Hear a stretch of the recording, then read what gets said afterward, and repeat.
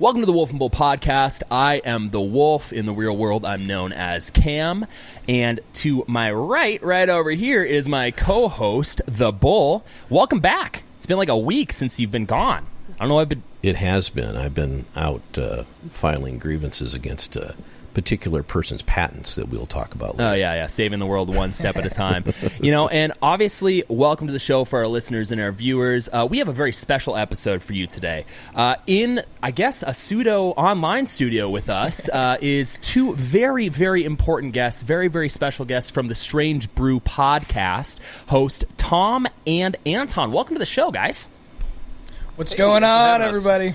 Yeah, thank you for having us. We're excited. We have a really awesome topic for you guys today. We're going to be speaking a little bit about Bill Gates, probably a very popular Billy Boy. Well, Billy Boy, very popular individual as of late. But right before we jump into the topic of today's show, just a reminder to our listeners: if you happen to like what you hear, if you happen to like what you see, all of us, go ahead and give us a follow on Instagram, a 5-star review on all the major listening platforms, and also a subscription on YouTube. And if you pound that like button, I will be your best friend for life. But yeah, that's a good way to say it. It is, yeah, best friendship. It's a free friendship. I give all the love. You don't have to give anything. It's fantastic. But before I jump into the monologue, Tom, Anton, I'd love to know a little bit about your show for our listeners. Why you jumped into the conspiracy side of things, all that.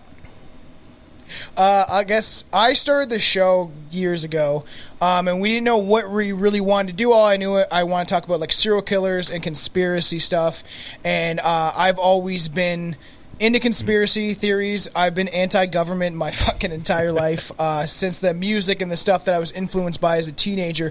And then I started the show when we would just drink and then talk about a certain topic. And then Anton kind of came along about, a year or two after we really started going, because we kind of had our rough footing. And then we were like, you know what? I want to finalize this. Billy got a little busier, and me and Anton were talking, and I was like, we're very much into the same thing. We're very much like started getting connected on the things that we think about and view and like we both really enjoy horror movies and questioning things in reality and stuff like that. And then Anton came along. Hell yeah. Yeah, our first episode that I jumped on with was the famous dead John Belushi episode. Yes. Tom had hit me up and he's like, none of my friends really know shit about John Belushi. Would you want to talk about this? And I was like, yeah, absolutely, let's do it. Because I grew up watching those movies as a kid with my dad and what have you, so... oh yeah, Can I say at the House, Bull, man. you have a radio voice. He does. Yes, He does. yeah, I've got, as I like to say all the time, I have a face for radio. Well, that's awesome. That's awesome. As far as conspiracies and stuff go, I was into them at a very early age. Like, honestly, around 2001 is when I really got into them. That's when my buddy introduced me to InfoWars and the fuckery that is Alex piece of shit Jones. Hold it. I would tell you that occasionally we have Alex on the show, don't we? Yeah, he comes right on the show. It's a fantastic time. He loves to talk about conspiracies and how alien lizard people have actually taken over the government. And now it's sounding like Kermit the Frog for some reason. We're talking about literal demons. Literal demons. Oh my God, we have dueling Alexes. Yeah. No, dude, he's in so much trouble right now. Oh my God, it's so fucking funny. You love to see it. Yeah, well, absolutely. Here's the thing I will see say. I don't agree with what he did with Sandy Hook, but oh my God, he's the most entertaining person. He just for stupid reasons. Yeah, for sure. That's what gets me.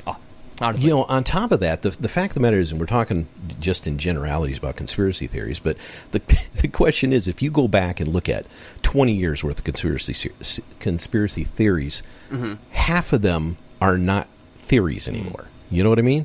No, and so that's what I would say. It's like if you don't have people pushing the envelope on these kind of subjects, then it's never discussed, and you just go marching along like a bunch of lemmings with the rest of the crowd. Yeah, a whole lot of sheeple. And that's a whole lot of sheeple these days. I definitely feel very strongly about free speech and not censoring people and feeling like the best way to combat terrible ideas is to let people say them, because then you can just look at it and be like, that's stupid. I'm not. Why would you even? That came out of your mouth. Good 100%. job. Yeah. But at the same breath, with the Sandy Hook thing and some things that he says, and some people who are maybe a little more vulnerable to certain radicalized ideas, because with Alex Jones, there's a problem, and with a lot of really hardcore conspiracies, there's a problem, because it's like when you have somebody pushing it that hard, and I literally believe that we're fighting the devil, and it's like, okay, so. Yeah. You don't have to say a call to action to your more deranged listeners, but you've done that. In effect, you have radicalized the people who are just sitting there cleaning their guns, waiting to go, Now? Is it now? Are we doing this now? Okay.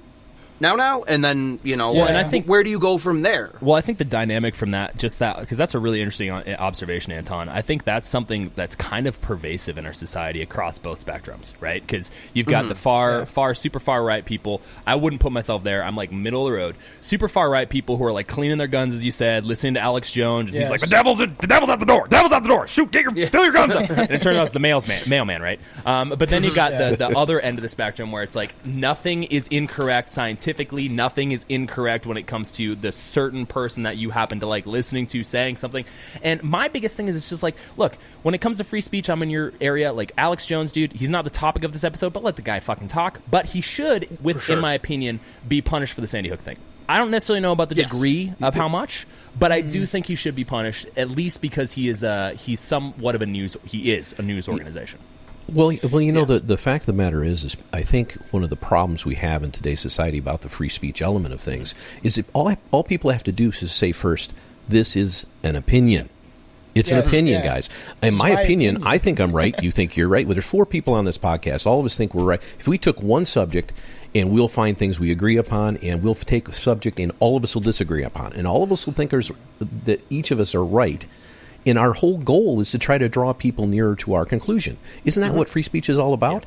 And if we have personal agency, it shouldn't matter. Yeah. It should not matter. It is different because even with Alex Jones, me and Anton have kind of different opinions on some of this shit. But I think like if this whole call to arms and if people go out and do some stupid shit, it's the same way as like should Charles Manson have been in jail because he didn't really kill anybody? There's no proof that he killed anyone. And you can say, okay, it's murky. I understand that. But the thing is, he was just a crazy guy they wanted to lock away. And it's the same ideology where it's just like, well, if you call to arms, it's look at what happened with Trump and all that shit too, and then you have the people, you see cops letting them in, and then it's this whole bullshit, and most of the people weren't there for anything but to cause chaos.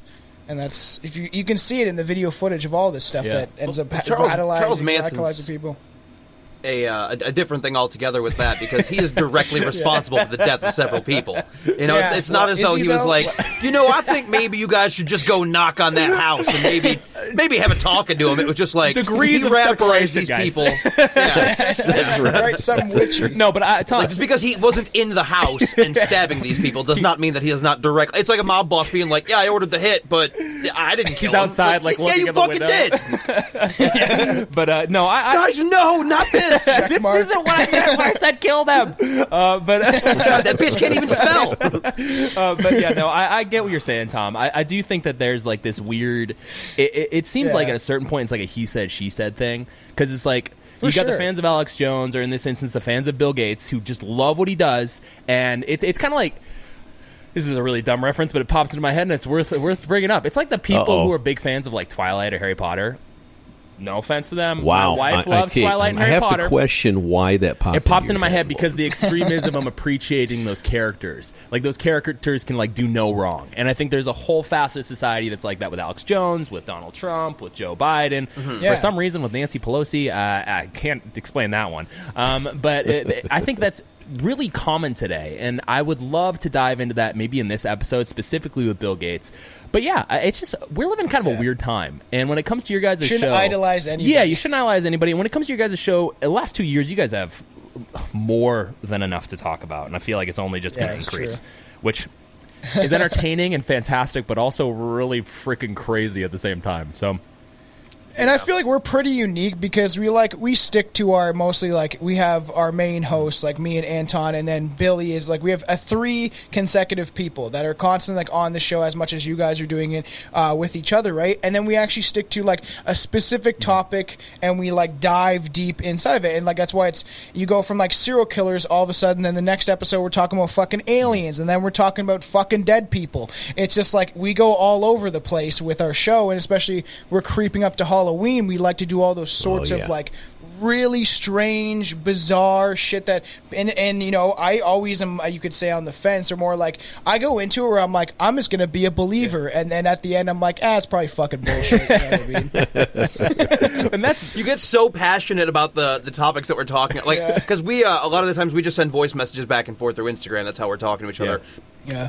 And all hours of the fucking day. Like, we're both at work being like, did you fucking, like, and, dude, it's he gets so impassioned about these things, and then by the end of the episode, half the time he's just like, I don't know, maybe it's bullshit. And honestly, doing psychedelics like the way I do also makes me just question everything even more, because I'm like, it could all just be fucking bullshit. So this basically is just online therapy for all of us, apparently. It seems that way, yeah. So we're gonna be talking about how, according to Freud, we all love our parents and our moms specifically. That's what we're gonna talk about today. Yeah, how does that feel, guys? We're changing the subject.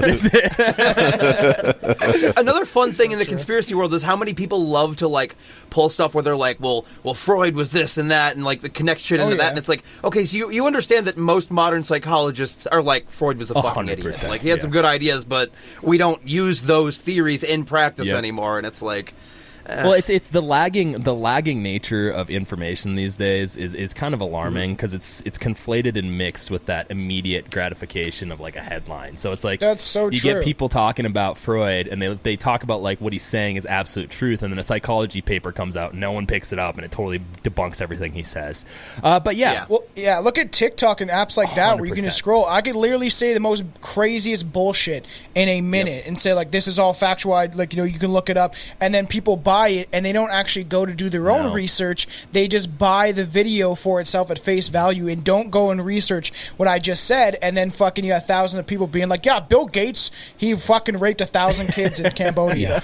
Like, I look at that kind of stuff though, and I wonder if part of that isn't just the retention of, I'm the old guy on the block. I'm the old bull on the block here, so I can say this.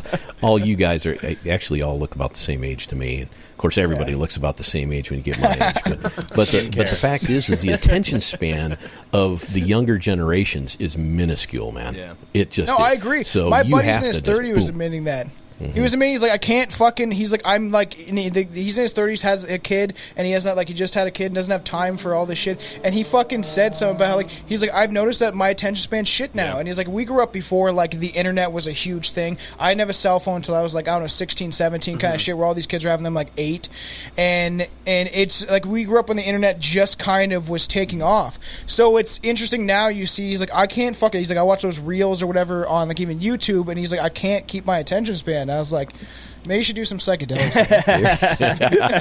Watch that be like the universal cure.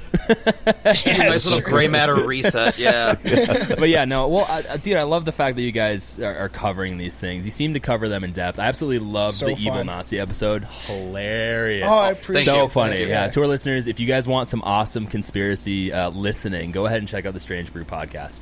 But yeah, let's go ahead and jump into the monologue real fast. Yeah. All right, bear with me. This is kind of a thing that we do. It's strange, but it kind of gives a viewpoint, at least intrinsically, into how I feel about this subject. For sure. So, William Henry Gates III, he's a simple, regular, multi-billionaire tech giant philanthropist extraordinaire. He's just a normal guy, co-founder of Microsoft, the world's largest personal computer and software company. No biggie. Like you, he's worth a measly $112.4 billion. Supposedly owns 4 private jets, owns 4 luxury homes, supposedly, likely more, and has a relatively modest car collection, which is rumored to include several Porsches, Mercedes-Benzes, a BMW 7 Series, a Tesla Model X, a Chevy Corvette, and even a Ford Focus. On top of that, like you, he owns over 269,000 acres of farmland across 19 states in America, making him the biggest private landowner. He's also, like you, the founder and chairman of several companies, including Branded Entertainment Network, Cascade Investment, BGC3, an American scientific research company, and Terra Power. And finally, like you, he owns the Bill and Melinda Gates Foundation, reportedly the world's largest private charity, which also pledged $10 billion over the next 10 years to develop and deliver vaccines to the world's poorest countries. That seems oddly on brand and topic over the last few years. William Henry Gates III has been on a myriad of magazine covers, appearing in and on the cover of Time magazine for the first time in April of 1984, which then led to 10 total cover appearances. Here, he and his former wife were labeled the Good Samaritans and named Time's couple of the year in 2005, along with Bono, so I guess they would be the throuple of the year.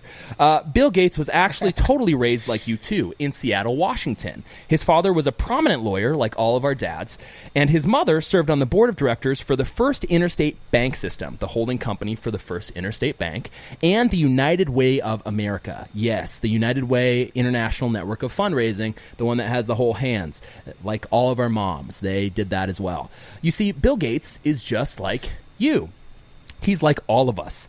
He's one of the boys, and each one of us is one of his children. I'm sorry, Mom and Dad, but Gates is my daddy now. Ironically, he's basically the Mandela Effect version of a human that has made his way into our lives. From the tech giant bro guy who supposedly ripped off an idea to a world-saving philanthropist, girl next door, who has stolen our hearts.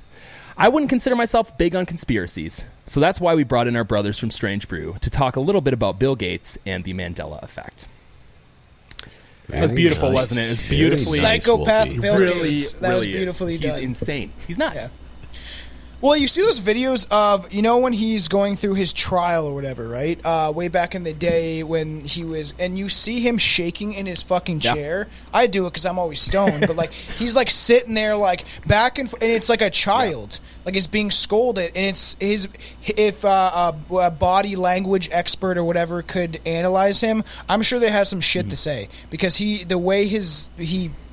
everything he says, I was just watching that video. I want to Rumble because that's it's not. I'm not gonna be able to find actual real conspiracy shit about him on YouTube and stuff like that. And he says things like, I'm just gonna fucking take this needle and we're just taking this foreign object and injecting it in children's arms, and it's just are you fucking okay, man? Hey, I think we lost Wolf there briefly because of his phone, and we got to see that he's walking around. And you guys like my short look? Yeah, short shorts, man. I'm not sure what's going on. My camera went out for some reason on my end, so I had to. My thighs. I had to show off my leg game, is what that was. Yeah, I'm not sure. My camera just went out, so it's good now. You guys we're can see me, twinning right now. Well, Anton's wearing nothing. Yeah, well, I was thinking. We hope his camera stays in action then the way it is. My buddy Mitch always made a joke where he's like, you're always on camera and stuff like that. He's like, you should wear a thong the one day and be like, oh, excuse me, I gotta go to the washroom, and then just turn around and shock everybody. That's hilarious. Well, who was that guy that on CNN that I don't even Jeffrey know Toobin, got dude. Fired. Toobin was Toobin. Cat guy? Right. Exactly. So you never know, but on camera is the point, right? You just mentioned that Bill Gates was, and that was 1998. Oof. Was it 98 when he was? No, it was before that, wasn't it? When he went in front of Congress. Well, that wasn't whenever it was. His body. That was the antitrust, right? The antitrust litigation. Yeah, the antitrust suit in front of Congress, right? Yeah. And it's funny because after that time period, it's like when he must have gotten home and said, okay, him and his handlers probably said, okay, it's time to change. It's time to make sure we do something about how you're perceived. Yeah. And thus came the Bill and Melinda Gates Foundation and all the consequential things since then. Yeah, and she's a man, probably. That's what the conspiracy theory is. Oh, dude, we've had so many discussions about some people who are women who might be men off the show. Michael Obama? Yeah, I was just about to bring that up. Exactly. Yeah, no, a lot of strange stuff. But you know what's interesting about Gates? I think a lot of this, outside of his obviously very high IQ, and he also might be on some spectrum of some sort, I think a lot of it has to do with how the guy was raised. I mean, he comes from a very strange household. Obviously, in 1955, there was a lot of dynamics at that time in Seattle, probably within his household, that are different than today. He obviously had a lot of pressure from his parents, who were all ridiculously successful. Are you justifying? I'm not justifying. Bill Gates I'm giving right an now? image for our listeners. He was small for his age and bullied. That's why he wants to control all the vaccinations in the world. Okay, I'm just providing an objective view here. Well, in response to the thing you were saying about him shaking in the chair like that, like he was being scolded. So, 98, the dude has become, I believe was the richest man in the world at the time, right? Had just built Microsoft to where it was. And I'm sure was not used to getting shit from anybody for the last 10 years prior. And here he is sitting in front of Congress just like, I can't yell at these people like they're my employees. I can't talk down to them like they're my subordinates. So now he's in the hot seat for once, and he's like, I'm not okay with this, you know? 100%. So, it kind of reminds me of one of those 80s movies, too. like that you know, like that nerd like mentality, Revenge of the Nerds, you know, like Animal House type of style thing where it's like the nerds get revenge, and it's just like, you know, when the guys at the time are the hot guys are all getting all the chicks, and then, you know, the dudes that are the nerds end up making tons of money, and they can literally have anything at their fingertips later on in life. No, Yeah, but it doesn't matter how much money you have. Look at Mark Zuckerberg. People will 100%, still shoot you down. 100%, yeah. Like that affair that Gates tried to get into with one of his employees, and she just laughed in his face. Weren't there multiple ones though? Like he had multiple instances of trying to pursue his own employees, which He's a creepy I don't own a dude. business. That's how but he met fucking weird. Melinda. Oh, really? Like, Oh my God. I was just listening to something earlier that apparently that's how he met Melinda, because she worked in the office or something and rejected him numerous times, and then finally, you know, she caved in. Look at all the money I got. He's exactly. Like, He opened his door and there's like a checkbook stack of fucking. Exactly. He opens the door. There's a stack of money and then like a self-portrait of him naked. You know what, Tomcat? To your point earlier, Tomcat, he sat in front of Congress in a place he never thought he'd be. Yeah. And he sat there shaking. And I think I even read something about some of the lawyers on the other side were kind of chuckling at him because he said, I do not recall more times than they had politicians say that. Well, and they're like, "What don't you get with the word? Like the words, like they had to like they grilled him and stuff like that." But and he's like, "I don't understand." And they're like, "What don't you understand? What we're fucking trying to tell you?" And well, Business Week, He's using we the are Clinton asking defense. questions. 100%. When Business Week even came out and said early rounds of the deposition show him offering obfuscation. Where's my cringe I'm button? That's what we do on my podcast. Cringe. Big word. Cringe. We have a Obfuscatory fucking answers saying, I don't recall, like you said, so many times that even the presiding judge had to chuckle. Worse, many of the technology chief's denials and pleas of ignorance were directly refuted by prosecutors with snippets of email that Gates both sent and received. So he obviously was not being truthful in any way. I don't think we hold these people accountable as much as they should be. Like Mark Zuckerberg, all these fucking like billionaires that like they have everything at their fingertips. I always say it's fucking weird. And like in a world that, you know, has people like Jeff Bezos like, destroy this bridge because my fucking yacht needs to go through it. Like, it's strange that we have people that are this rich and powerful that control everything, and you really think governments control shit, but these guys, it's all based on their sponsorship and who they're being owned by. And then it's just like, how are people starving? Yeah. How is there people drinking out of shit water when there's fucking people that literally like destroy this bridge so I can fit my fucking yacht through it because I have a tiny Well, here's dick. the thing. Like, you know, Bull, the you guys- government of Well, Bull, you got something to say. Or the, clearly, right? No, I was the just going to people say. of the Netherlands or whatever basically told Bezos to go fuck himself, Yeah. and they weren't moving the bridge. Yeah. So Well, and I guess my observation, because here's where I sit when it comes to people like Bill Gates. I don't want to fault them for shit specifically just as the amount of money they make. I think that there's other things that we should fault them for that are more poignant, and I'm not saying that as an excuse. He makes an ungodly amount of money.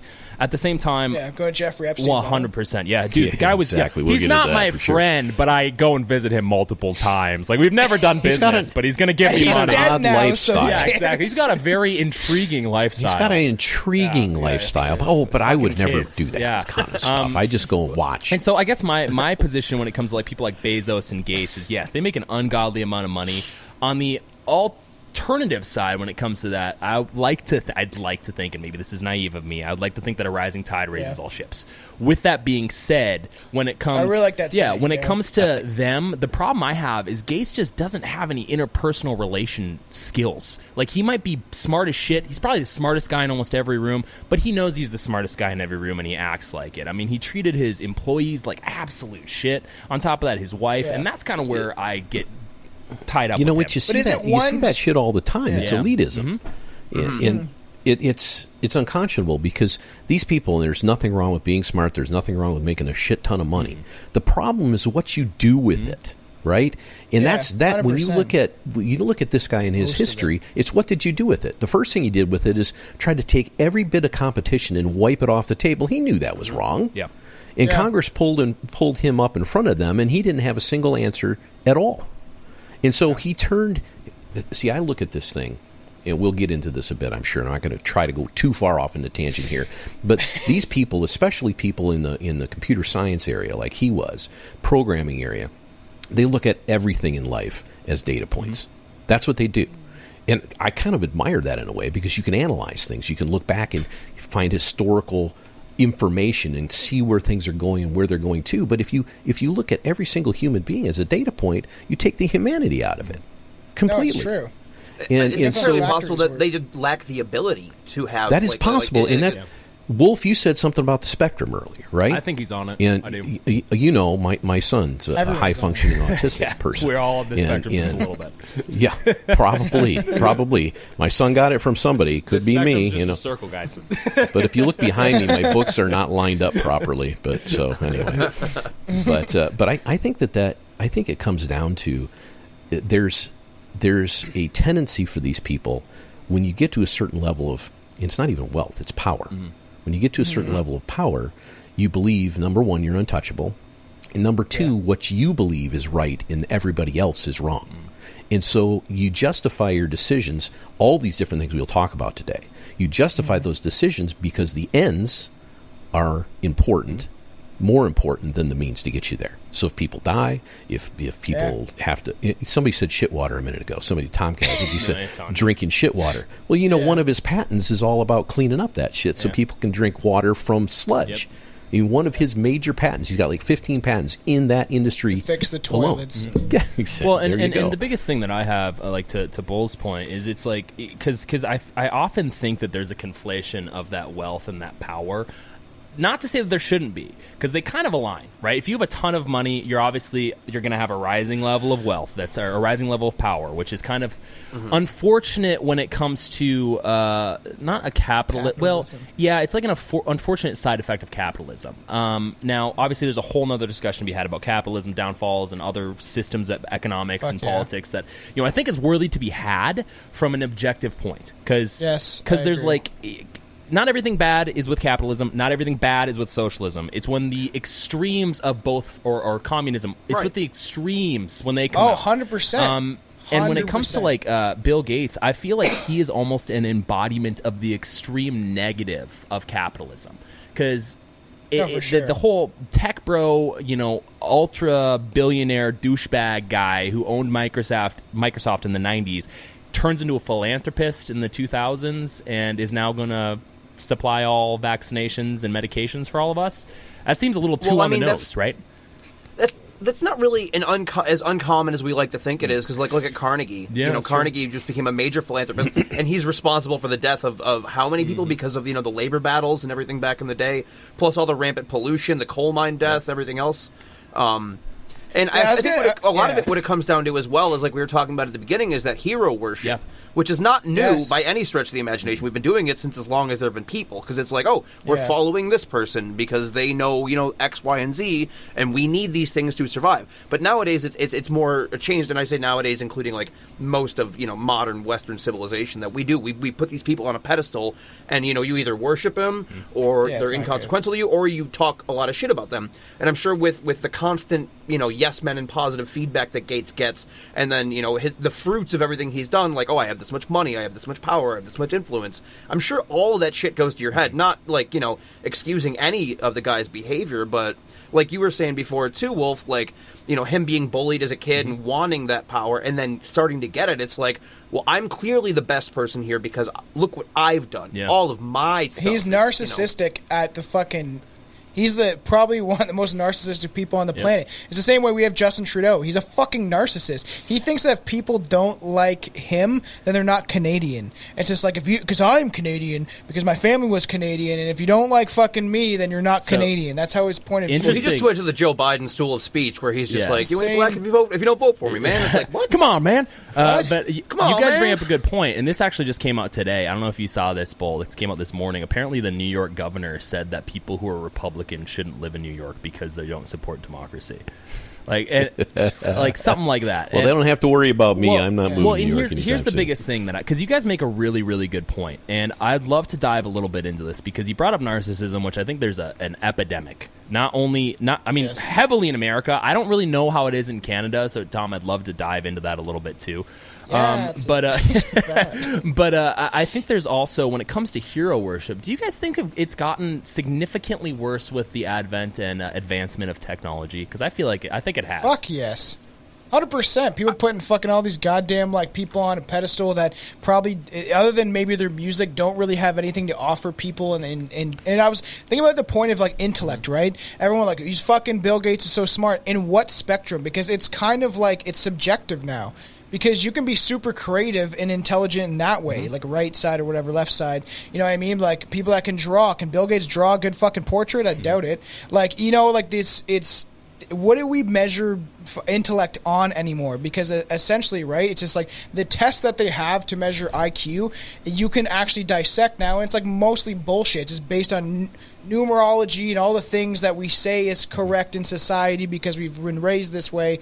And I just think it's starting to all fall apart and look like bullshit to me. Well, I think we give people these platforms, and there's nothing wrong with people having their perspective. I mean, we've talked already about the First Amendment in the United States and how important that is to our ability not just to communicate with each other, but to disseminate information in general and change minds and hearts and all that kind of bullshit that you want to talk about. But we give these people a platform, and they lose perspective on what their lane is. Right? You talked about a singer a second ago, Tomcat. You get a world famous singer. You could mention a bunch of different ones, and once they get to a certain level, they've got their platform, they've got their followers, and now they've got to give us their opinion on every fucking thing under the sun that we don't want to hear about. And now you and me, we may listen to all that stuff, and we may go, okay, your opinion is fine, but stick to your lane. But other people, there's a huge swath of people out there that are more interested in the emotional tie they have with the superstar than they are whether that person is right or wrong. So they'll just agree. It's true. And that's I think the part of problem that is a result of a lot of people, you know, being raised in front of a television, essentially, and like totally. These are people that you've had your entire like for example, how many people got super sad and cried when Robin Williams died? Mm-hmm. Because that is something that is fundamental to their childhood. Like Michael Jackson. So they view it as a permanent connection. So it does feel like we are so involved with our celebrities and our hero worship that when one of them dies, it's like it is to some people equivalent to losing a family member. You know, and it's like they've never met this person in real life. They've never had any actual interaction with this person. Yeah, we don't actually know him. They don't know what he's really about on a personal level because you've idolized him in movies. Like, it's very true. Well, and that's I was going to make that point. Well, that's a phenomenal point because when we do our show, obviously, I'm sure you guys have the same. At the very beginning, we have a disclaimer that says this is purely for entertainment. Like, we're not. Our thing is we're podcasters. Yeah, exactly. This is a show. Like, here's the thing, and the funny thing about that is the beauty about that is we can talk about the most ridiculous things, and I don't want to say because obviously there's a limit. There is a limit right now, but I do think it depends on where you live, right? Because if you and I start talking when you like in the beginning of the episode of the Evil Nazis, that whole music thing that played, the response was hilarious. And I kind of went like this, and Anton was like, "No, don't do that." And I was joking. I was kidding. So the music funny. made me want to feel like a Nazi. But we had just had an interaction with another podcaster who we were talking to, and he is a flat earther, and we're like, oh, okay, yeah. That's like bottom of the barrel, but okay. Yeah. And then he started talking about some other theories and mentioned a few 8-hour-long documentaries that I'm familiar with, and I was like, oh no, you're one of those. Well, and, here's the thing. And what's interesting to me about this is because my view on this whole thing, because look, when it comes to free speech, free thought, I think that we should be able to have those things, as you said, to your point. Yeah. Let people say what they want to say.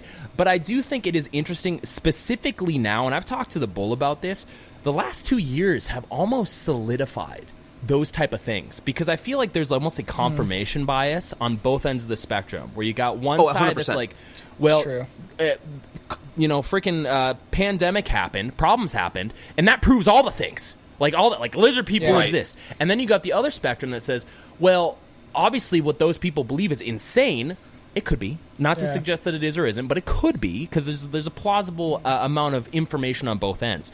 But I feel like there's somewhere in between, right? So we can talk about flat Earth, we can talk about the Holocaust and something like that. And obviously, history would show the people who win write the history. Not to suggest, for sure. Not to suggest nothing happened, because I have read quite a few books. I don't know if you guys have ever read Ordinary Men by Christopher Browning or Auschwitz. I can't remember the Jewish doctor's name. It's something very hard to pronounce. Mengele? Both of them are probably Mengele. the most. Oh. Both. It's the other side. Both of them. Oh, the other side. Both of them are super hard reads because they're uncomfortable. They're uncomfortable in a way that means that you have to dissect yourself.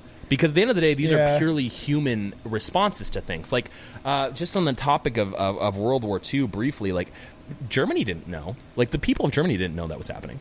I mean, I made that point most too. of the It's camps just like, weren't in Germany. 100%. Most of them were in Yeah, Poland, exactly. or they were in other Poland, occupied territories. 100%. Yeah. So the people of Germany who saw Hitler or those individuals as, in a lot of ways, not all of them, but in a lot of ways, a pseudo nationalistic savior, they saw these instances after the fact and were not able to believe it. I mean, if you read Christopher Browning, he's a historian. If you read Ordinary Men, basically that premise of the book is he interviewed people that were a part of the order police, that were salespeople, that were doctors, that were bookkeepers, that were teachers, and he asked them, why were you taking people of Jewish descent into the forest and shooting them in the neck? And their response was, well, that was better than allowing them to exist. And I think there's a well, here's the thing. People will say, I agree, 100% messed up, 100% fucked. But there's an interesting psychology behind that. Because most of those people, when he would talk to them, would express immense remorse. The question being, obviously, from our perspective today, now, is, was that because you got caught,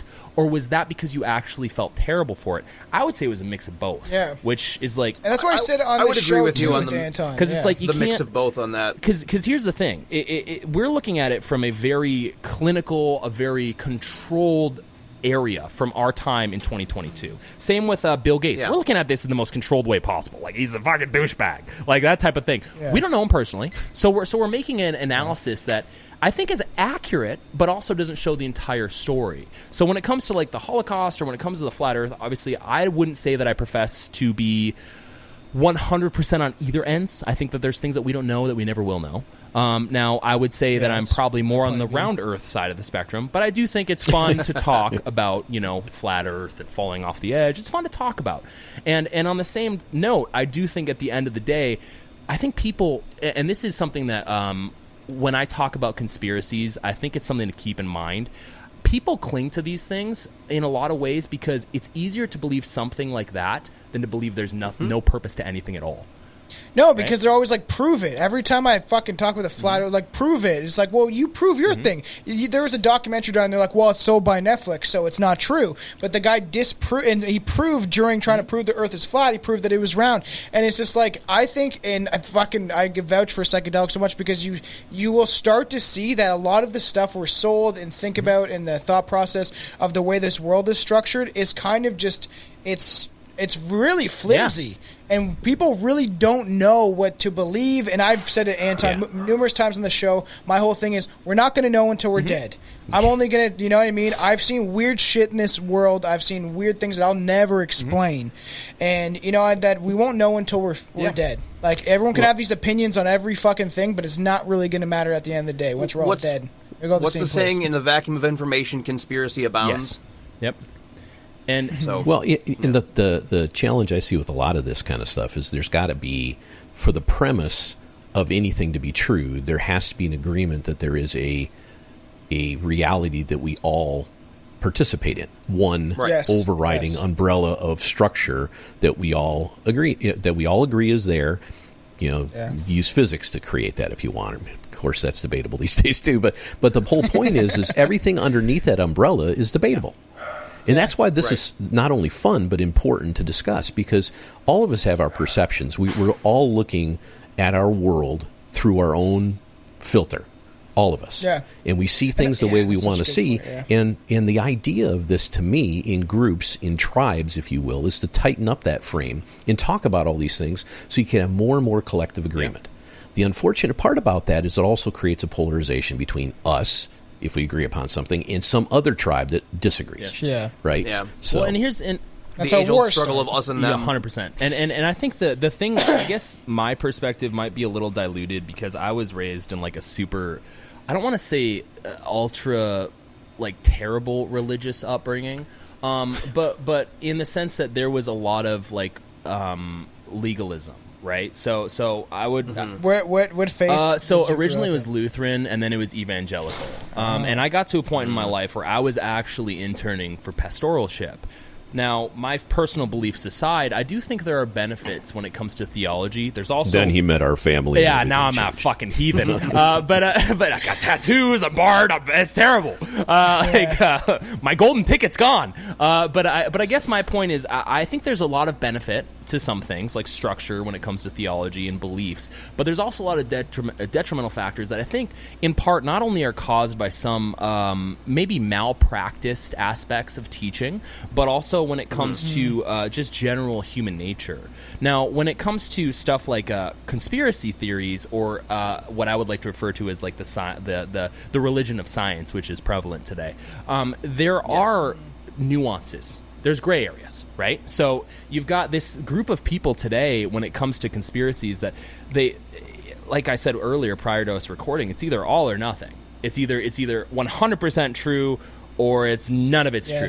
And I don't know how to relate to that, because I think that from my perspective, the scarier thing is not that the conspiracy theory exists or doesn't exist. The scarier thing is we're on a spinning blue ball or flat disc, depending on who you talk to. You don't want to think about that too much. Everything else like falls multiple away. Universes in multiple realms of time that no one understands, and we don't know why. Try doing mushrooms and looking 100%. Or like what the Or we're just fuck, source man? code in some sort of program. 100%. Yeah. Right, and Anton, if you fall into that category, closer line to us. then literally anything goes. Right? Well, that's Because exactly. And that's again a fun topic from my perspective, and I like to talk about it. I really do. I think it's very interesting. We go back to the data point thing, and you can condense everything down to bits and bytes, right? If you want to, because all computerization is speed and switches on and off, on and off, on and off. It everything we're doing today, every video we're looking at, every audio we're hearing, all is condensed down to that very thing. And when you start thinking about that, you think about things in terms of fabric and programming and data points. Then it's really easy to make the leap into, we're really in a simulation or something along those lines. Yep.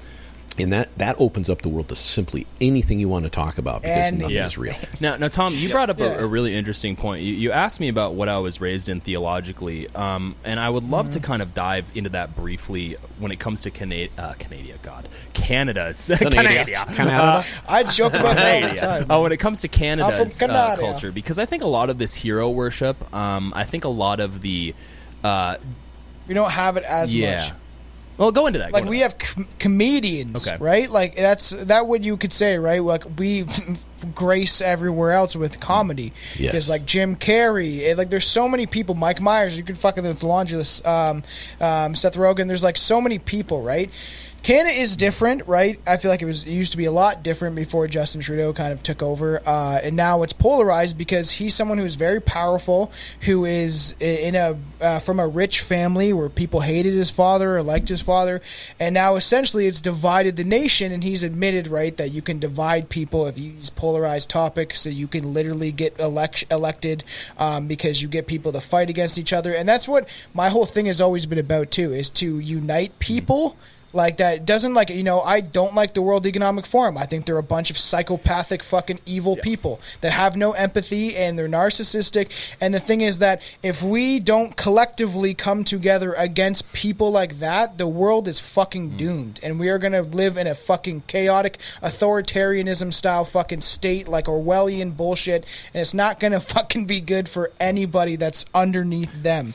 But Canada is becoming more of that, where I feel like we're a test ground. Before it was like a loving, open nation, it's like accepting of everyone, especially if you go into some inner cities. Like there's walks of life of every single type of person from around the fucking world, right? And like people speak all different types of languages, and then now they just feel like it's getting worse and worse with the way we go about things. And like much like Australia, I feel like we're testing grounds for the New World Order agenda, and like forcing these topics like bugs, or we're destroying farming, essentially, like Bill Gates is doing. He's bought up fucking tons of land in Canada.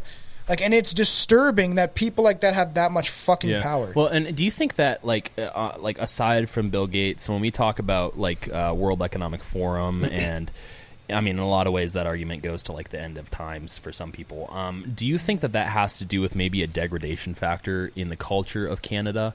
Or do you think it's something to do more so? We're kind of a lot of religious. Okay. Like the thing is, I'm not religious at all. right?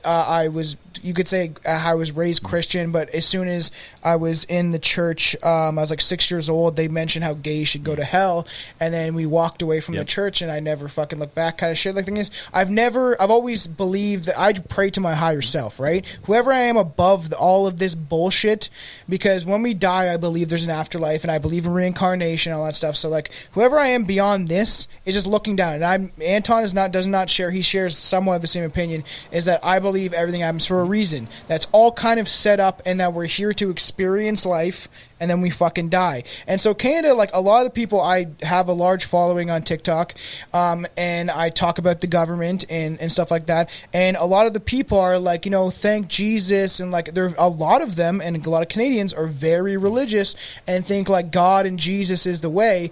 And like, even though I think that Jesus was probably a real person, and that the message is there, and that's good. Right? But I think that religion is a fucking construct that was created to eventually divide and conquer us, because how many thousands of fucking religions there is nowadays? So I just don't subscribe to anything. That's been my whole thing. I've told Anton, like, I don't subscribe to any identity. I am who I am. Fuck off if you don't like me, kind That's of great. shit. And Anton, what about you? Because I'd love to dive into that a little bit when it comes to I much like yourself, I was also raised in a very heavy evangelical home.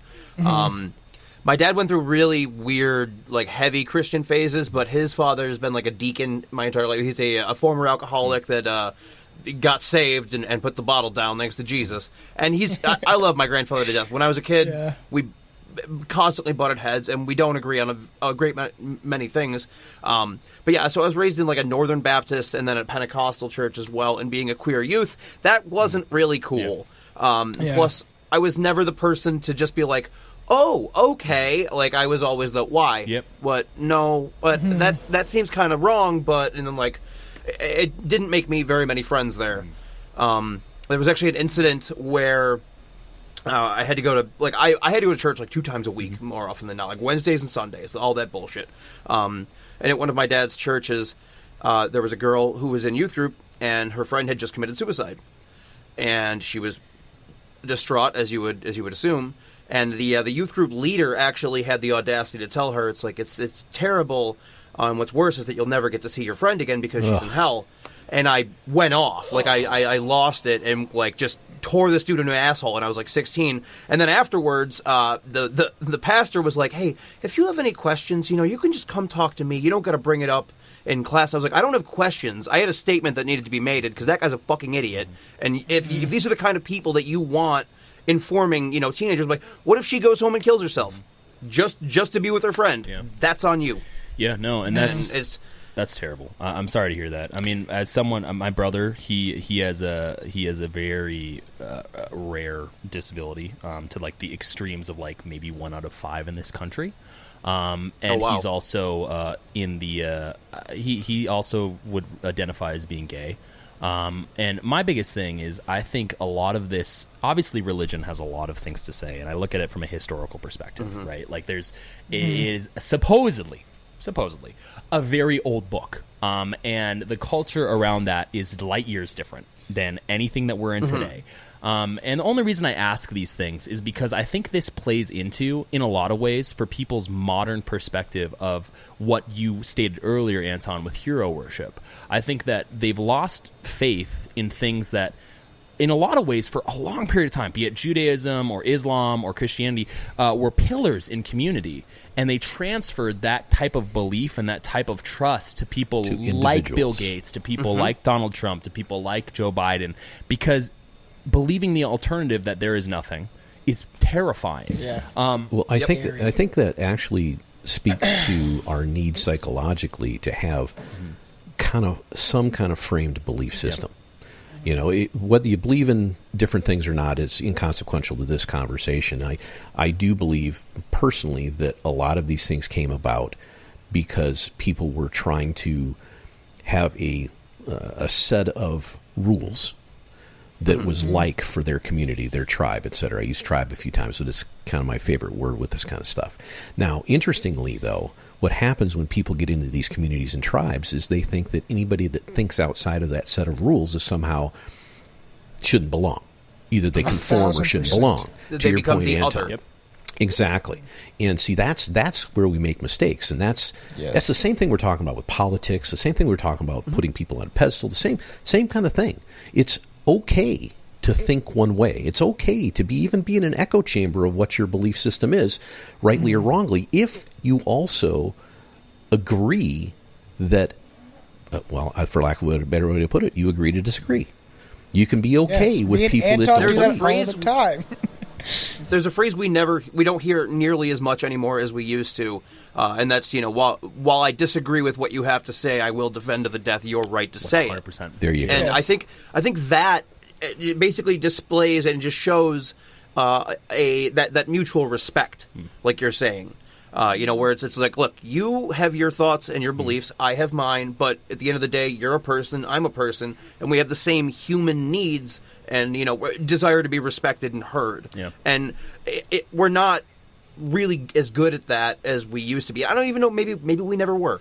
Maybe it's always been that, but because we're so interconnected now with things like the internet, where it's like, we're all in different ends of the, North America right now, and we're all just sitting here face to face having a conversation, whereas that wasn't possible 50 years ago. But with that access in your home, I think it's showing everything being way more polarized now as it is. But I'm hoping, and I'm not the best optimist. More often than not, various mental health type things, but I tend to be on the gloom side of things. But I'm hoping that what we're witnessing now is like a yawning, growing pains as we adapt to the technology that is so new to us. I think, though, that the one piece of this that's missing is we can sit around, and you're absolutely right on, Anton. That's one of the best things. That is what the First Amendment is built around. Right. I'll defend your right to say whatever you want, even if I disagree with you. That is awesome. But the problem is, if we're talking back to Bill Gates and the elite systems, if you will, the World Economic Forum and all the different things that go around, is that there is a group of people, and it's a smaller, very small group of people, that have decided their tribe is right and everybody else is wrong, and they're not going to defend our right. Cancel and fucking everything. Yeah. Andrew Tate, they just fucking took out Andrew Tate just because he's a character. He fucking plays a character 1,000%. Yep. I agree with fucking 40% of what he says. Same with Alex Jones, 30%. But the thing is, he's still allowed to say whatever the fuck he wants, in my opinion, on all these platforms. Why can he not say stuff? But then you have these doctors that are spouting this information that they claim is from experts. What experts are you fucking talking about? When there's other doctors that be like, no, I've seen patients die when it comes to COVID or any of this stuff. It's the same thing because you can do it scientifically, objectively. It's the same fucking thing. You know what I mean? And it's just so strange to see this thing where it's like, no, I control the narrative. Mark Zuckerberg, you can't say shit about the fucking vaccine and stuff like that. It's you saw what he said on Joe Rogan, right? You say I didn't listen to it yet, and I heard somebody messaged me and they're like, I was like, he's not the Joe Rogan that we need him to be, and somebody's like, he hasn't been for a fucking long time. So I have obviously I've got personal opinions of Joe Rogan, and I've got criticisms of him. At the same time, and I don't utilize him as my only news source. God. Here's this. This is what I said earlier. This is what gets me, because I've had people in my life that are like, they've said things about recent elections, they've said things about certain events that I looked at a few years ago as, to Bull's point, and I said, no way. There's no way. And then something like that comes out with freaking Zuckerberg, and I'm like, oh, great. Now we have to play this game of, okay, well, if that's right, then everything else is right. And I don't know. It's hard to balance, because to Bull's point, there is a small cadre, cabal per se, of people who seemingly have an agenda, and whereas I don't want to say that they're all uber intelligent, because I think that would be maybe a little optimistic. I think there's a lot of very wealthy people that are just dumb as a box of rocks, and luck played into it. Raised into 100%. money. And even if they weren't, there's a huge, like Jeff Bezos, for example, there's so much luck that plays into that. It's almost like if I was Bezos, I'd be... It's almost like it was set up. That, maybe. But at the same time, even if it wasn't, it's like, if I was Bezos, I'd be like, how the hell do I exist? That's so strange. But again, it seems like these... I'm Lex Luthor. You hear his fucking laugh when he's like, he's fucking we need nuts. a Batman is what we need, because then the simulation theory that Anton mentioned is actually legit, and I hope it is, because it'd be hilarious. But I guess my point is that Elon Musk is not Batman either. He's too flabby. But my whole point is, it's just like, it just seems very strange that there's this dichotomy of the ultra wealthy, the ultra uber rich that has that hero worship that maybe has been around forever. I mean, from a historical perspective, we could just list out people like Montezuma or Alexander the Great or George Washington or Abraham Lincoln or King Henry, Dale Carnegie. Or I mean, we could go or anything. ad infinitum on these people, but I guess from the perspective that we have today, it seems like there's an inability to have that almost awareness from the populace's standpoint to where we can say, yeah, these people are great. Bill Gates provided Microsoft. That's a net positive. He helped with the internet stuff to some degree by providing that. Net positive, right? We can say that, but then for some reason, people can't differentiate. And I don't know where that comes from. Well, you're assuming people are sitting around making these equations and making these calculations and saying that positive, negative. They don't. No. I forget which person it was, but wasn't it the World Economic Forum? One of the guys said, our goal is, it's probably Schwab, but one of those guys said, hey, our goal is to make everybody fat, dumb, and happy. Eventually, right? You're going to own nothing and be there you fucking go. Thank happy. you very much. Like, how the fuck, what are you talking about, man? So you guys can own all the land, all the property, all the wealth, and like I said, I was fucking yelling at someone on TikTok, and I was like, do you not get that we're in it's a pyramid? They funnel all the wealth towards the fucking top, and we're at the bottom of it trying to hold up this fucking pyramid, and it's never going to benefit us. I'm a huge fan of George Carlin, rest in peace, and he would say, like, they don't give a fuck about you, your rights, your welfare, your family, none of it. It's all about consolidating power towards the top, towards the people that have been rich for, in my opinion, thousands of fucking years, and keeping that at the top of, and we're at the bottom of the fucking food chain. And I'm someone who does subscribe to the fucking, I have a belief in reptilian creatures because I've seen weird shit, and I believe in aliens in a lot of forms and stuff like that. Wow, so as soon as you mentioned reptiles, Wolf just fell off, didn't he? I know. I saw that. I'm sure you'll pop back on in a second, but the fact of the matter is whoever has got into a position of power that didn't want to stay there, right? And if you're in control of the levers of power and you control how to stay there, you're going to try to stay there no matter what. I've seen that with Trudeau. Like, I've seen that with like, it's just crazy because before I was like, cool, he gave us fucking weed. Like, I was like, that's cool. Like, I didn't really think anything of him. I didn't. I was like, whatever. Like, as long as like I get a decent wage and keep the inflation down and we can just live like human beings and live by each other's happiness, not by each other's misery. To quote fucking Charlie Chaplin. But like the thing is like. And then you see it now with this COVID shit, and like he doesn't want to give up his power. They're talking about splitting votes. We have an election coming up. It's like he wants, and people are so like 80% of Canadians fucking hate this dude, and he is delusional and like just wants to stay at the top. Do you think he's liable to stay in power? I fucking hope not, man. If he stays in power, something's gonna give. People are fucking angry. Yeah. Can't you guys? I thought Canada. You guys just called an election whenever the fuck you felt like it. Can't you called it during COVID, like during the I do fucking remember middle that. of the pandemic. Yeah, it was like he's really? like, all right, like we're gonna call an election, and there was a really shitty conservative leader. And I've said to Anton and many people, like, I don't give a shit, left, right, whatever. It's all fucking bullshit to me. I believe that these people are all orchestrated and puppeted the same fucking way. It's like this side will give you this much, or this crap, and this side will give you. I just don't. I think it's all fucking planned, in my opinion. It's just like, and that's my opinion. Is like it's all fucking set up. It's all pre-planned. why is all of this stuff? Politics in general, power in general, the haves and the haves not, the elite groups, the world economic, all that stuff, for whatever reason, has become hugely more important to the baseline population, the people in the populace. And is it because of the mediums we're allowed to have? Is that part of the reason, do you think? I don't know, because that kind of stuff has always been in the shadows before. It's been like the Wizard of Oz behind the curtain. It's always been there, and now the curtain's been pulled away, and we can see all this shit. And it's like we stand around talking about this, but can we do anything about it? That's the question. That you make a good point, and I think at least for the position I align with, I think it has a lot to do with what we talked about a little bit earlier. I think it has a lot to do with the degradation of culture. I mean, like, for example, like 40s, 50s, 60s, 70s, and Bull, you could probably test this, 80s, maybe early 90s.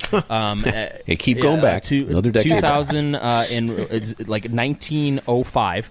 All right. But my I think a lot of it has to do with the fact that when there was something like an event that occurred that people were insecure about, say, for example, World War II or World War I or the Spanish flu in 1918, they had that collection of individuals to go to and say, I don't understand. Can we talk about this? Can we branch out to this and discuss this in real life? I don't necessarily know if that's the same today. And I do think technology has played into it. I think the spread of information, be it misinformation, disinformation, or whatever mainstream media pundit you talk to. But who controls that too? Like in Canada, we have like, we're going to stop the spread of misinformation, while the government has been caught lying like time and time again. Misinformation determined by who? Well, here's the thing. It's like, you know how many times the Canadian fucking media has been like said something and had to redact it, especially with the convoy. I was fucking there. I had friends that went to Ottawa. I went to Toronto all the time protesting. Nothing they said happened. There was no fucking swastika flags. There was a dude that had a Confederate flag, and they kicked him the fuck out. Like, it was unity and love and bouncy castles and fucking hot tubs and people just wanting to be Canadian and thrive and love each other. I'm in the transportation industry myself. And matter of fact, I have a different podcast that I do specifically transportation. We had one specifically about that. And I know some owners of trucking companies, et cetera, in Canada, and we had conversations around it, and it just, nothing is ever what it's shown to be. It's just not. No, of course not. And I get so frustrated about this because we're talking about these hierarchies of power. They're in place no matter what we do. And the question is can we do anything about them? And when we run into somebody kind of course adjusting us back to Bill Gates and this Mandela effect and everything else, because I know we're way off on some tangents. Good tangents, by the way, because they all apply. They do. They all apply. But we're way off. But this thing with Gates, there's something behind the curtain that we're not really entirely understanding yet, I don't think. Maybe we can see bits and pieces of it, but there's a different agenda. He might be dead, according to a lot of people. Yeah, there's that argument. AI, right? It's just that, when you look at what he's trying to develop via the vaccine issues, via the land grabs, via the weather control stuff. It's fucking weird. It's this combination of things that looks philanthropic, certainly, some portions of it. And at the other side of it looks like it's just some evil mastermind for world domination. Well, and as Wolf said earlier, it's always in between these things, right? And the interesting thing about Gates in particular, I mean, if you look back at interviews that he had, like maybe almost 10 years ago now. God, I'm old. Hypocrite, contradicts. Yeah, 100%. I mean, with an interview with Rolling Stone magazine in 2014, Gates discussed his greatest fear looking 50 years into the future, and he stated there will be some really bad things that will happen in the next 50 to 100 years, but hopefully none of them on the scale of, say, 1 million people that you didn't expect to die from a pandemic or nuclear or bomb or bioterrorism. He knew 100%.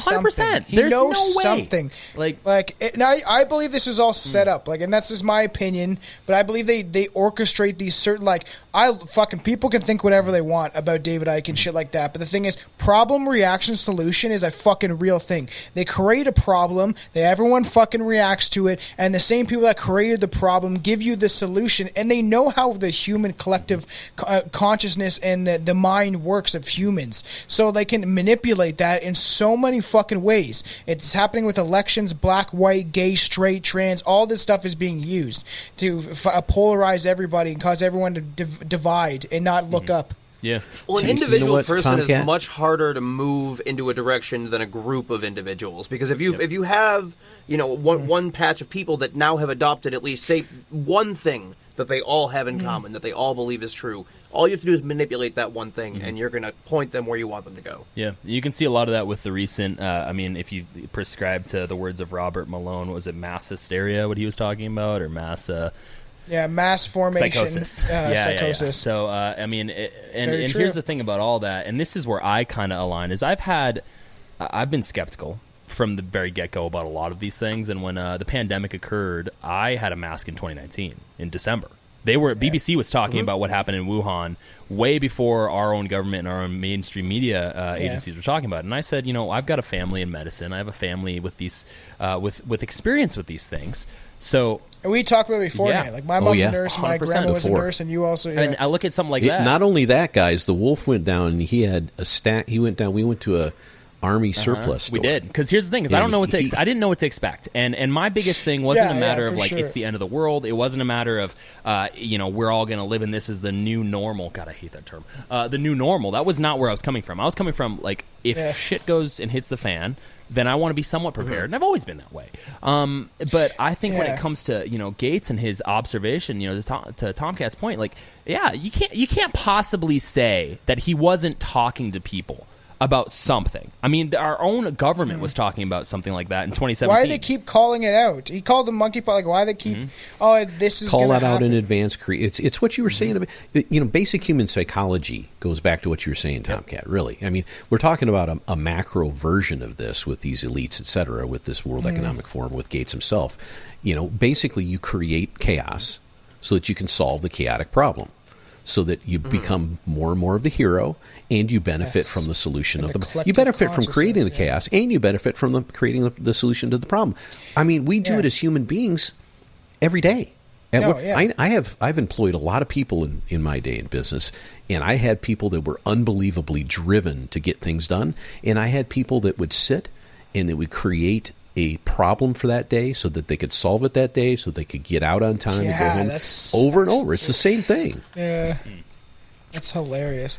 No, it's quite true. Like, right? Like, I talked about it with my fiance the other day. I was like, I wasn't affected by the pandemic, and I know people were, but I don't know anyone that fucking died. I don't know any, like, and that's why it's just like something like that. If you weren't affected by it directly, it's like, you end up becoming like, well, what the fuck? I didn't experience what everyone else experienced. Like, I've never got COVID ever. I never get flu. So ever. you know, like, I'd never fucking. It like fucking never happens. It's just like, so it's just like, it's weird. When I was thinking objectively, I was like, how, like, so I haven't experienced it. I did know people. Yeah, that's true.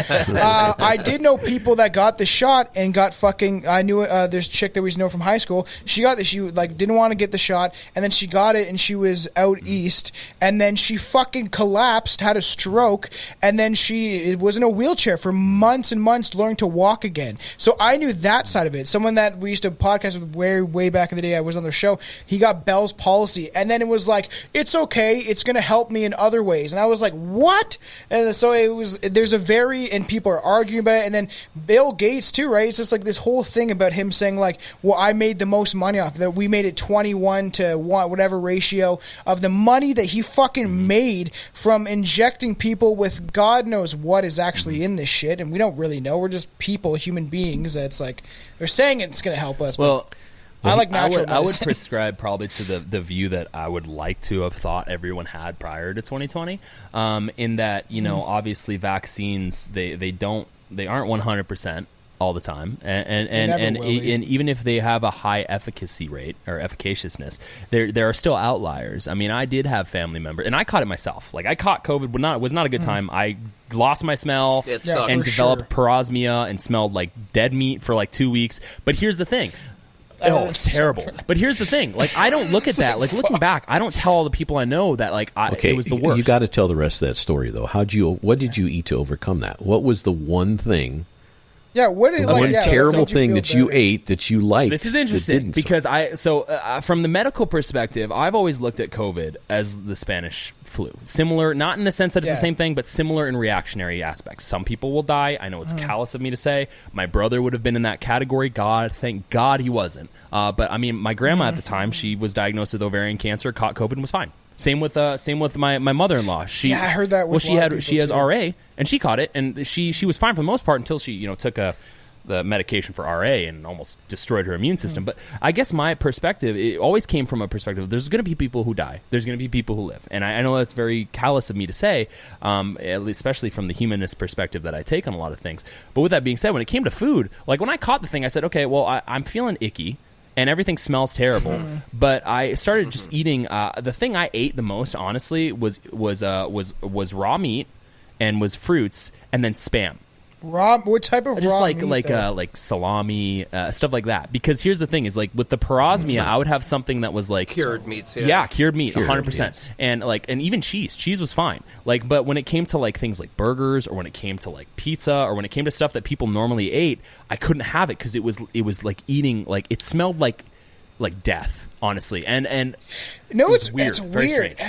That is fucking really weird because it's like your body, I think, is reacting and telling you not to eat these things. Okay, I always mention mushrooms because it is changing my life, and I've been taking them for I've been doing this for 6 months, and my body doesn't like fucking cheese. I can't eat fucking grease anymore, and I've now looked into stuff where the psychedelics and psilocybin it actually can help your gut, inflammation, all this stuff. Yes. So I see it as getting into when I'm getting older, my body is saying fuck this out, and I go fasting and eating fruit and eating stuff that my body actually needs. Last night I was I did a fucking a gram and a half, and I have the blue meanie, so they're kind of more a higher dose, where I was I didn't expect it to be this high. I was talking to my girlfriend, I was I don't need to eat we eat for taste, for nourishment, to just it tastes good and we fulfill our bodies and it's just satisfying. Essentially it's just pleasure senses in our brain, but we don't eat to. Back in the day, we just eat a couple fruit, hunt something,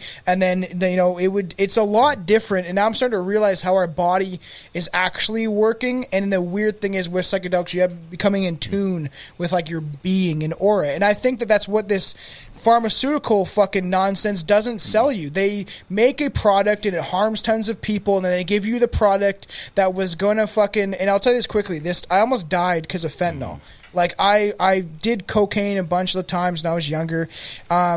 And I like telling this story because it almost fucking killed me. And I did a podcast with my friend, and then they noticed my lips going blue. My buddy brought over something, and I was I don't want you to just do it by yourself. I'll do it with you. I should have a higher tolerance.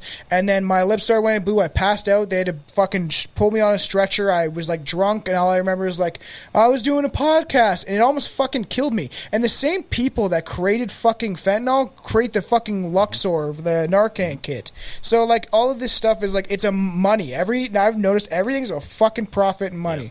No, and that's sorry about a little tangent. No, that's okay. And I mean, about a month and a half ago, we had someone from our area who specifically deals with immigration and local areas and law enforcement. He says fentanyl is just out of control.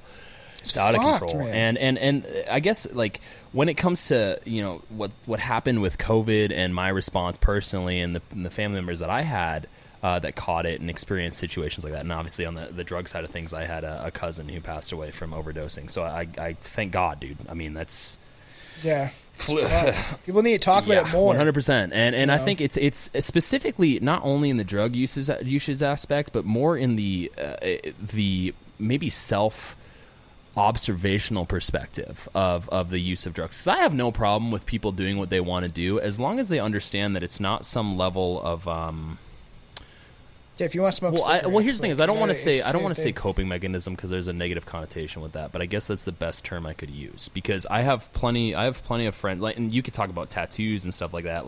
There's levels of degrees that people have of coping, and when it comes to drug usage, and when it comes to maybe trust in medicine, I think it's all reflective on someone's personal evaluation of their current level of control in their life, right?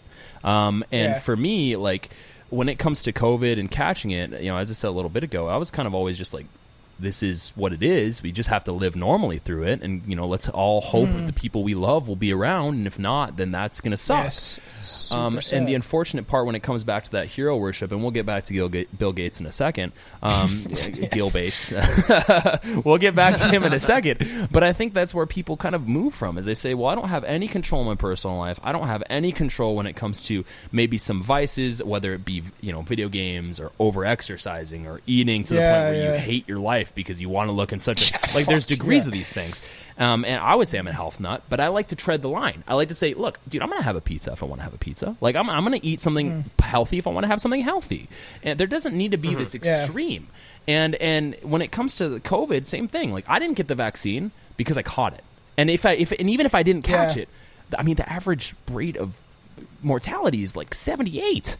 So for me, I hate to say that because it sounds callous, and I have family that's above that age. Again, though, I don't need it. I'm 30. I'm not. I'm young. It's fucking weird because everyone that my whole family got the shot, and they all got fucking COVID. and everyone I knew that didn't get it didn't get COVID. So I was like, what the fuck is happening with all this shit? Out of curiosity, out of you both, you guys, I want to know. Obviously, Bull, you're older. You actually kind of look like my dad, which is very funny. Like you look very close to my dad. Son, behave yourself. Yeah, Dad, are you there? But like, have you guys both fucking, because the States is different, right? I was talking to someone else who never smoked weed, another podcaster. And the thing is, so have you guys smoked weed? Have you guys done anything with psychedelics? Just out of curiosity, getting to know you guys on a personal level, just wondering what you guys have experimented on that natural side of drugs. Do you want to go first, Bull, or you want me to go first? Sure. It's been a very long time since I have. Being in the transportation and logistics industry, most of my employees had to be tested by the drug clearinghouse, et cetera. So it's kind of be strange of me to not be the same way.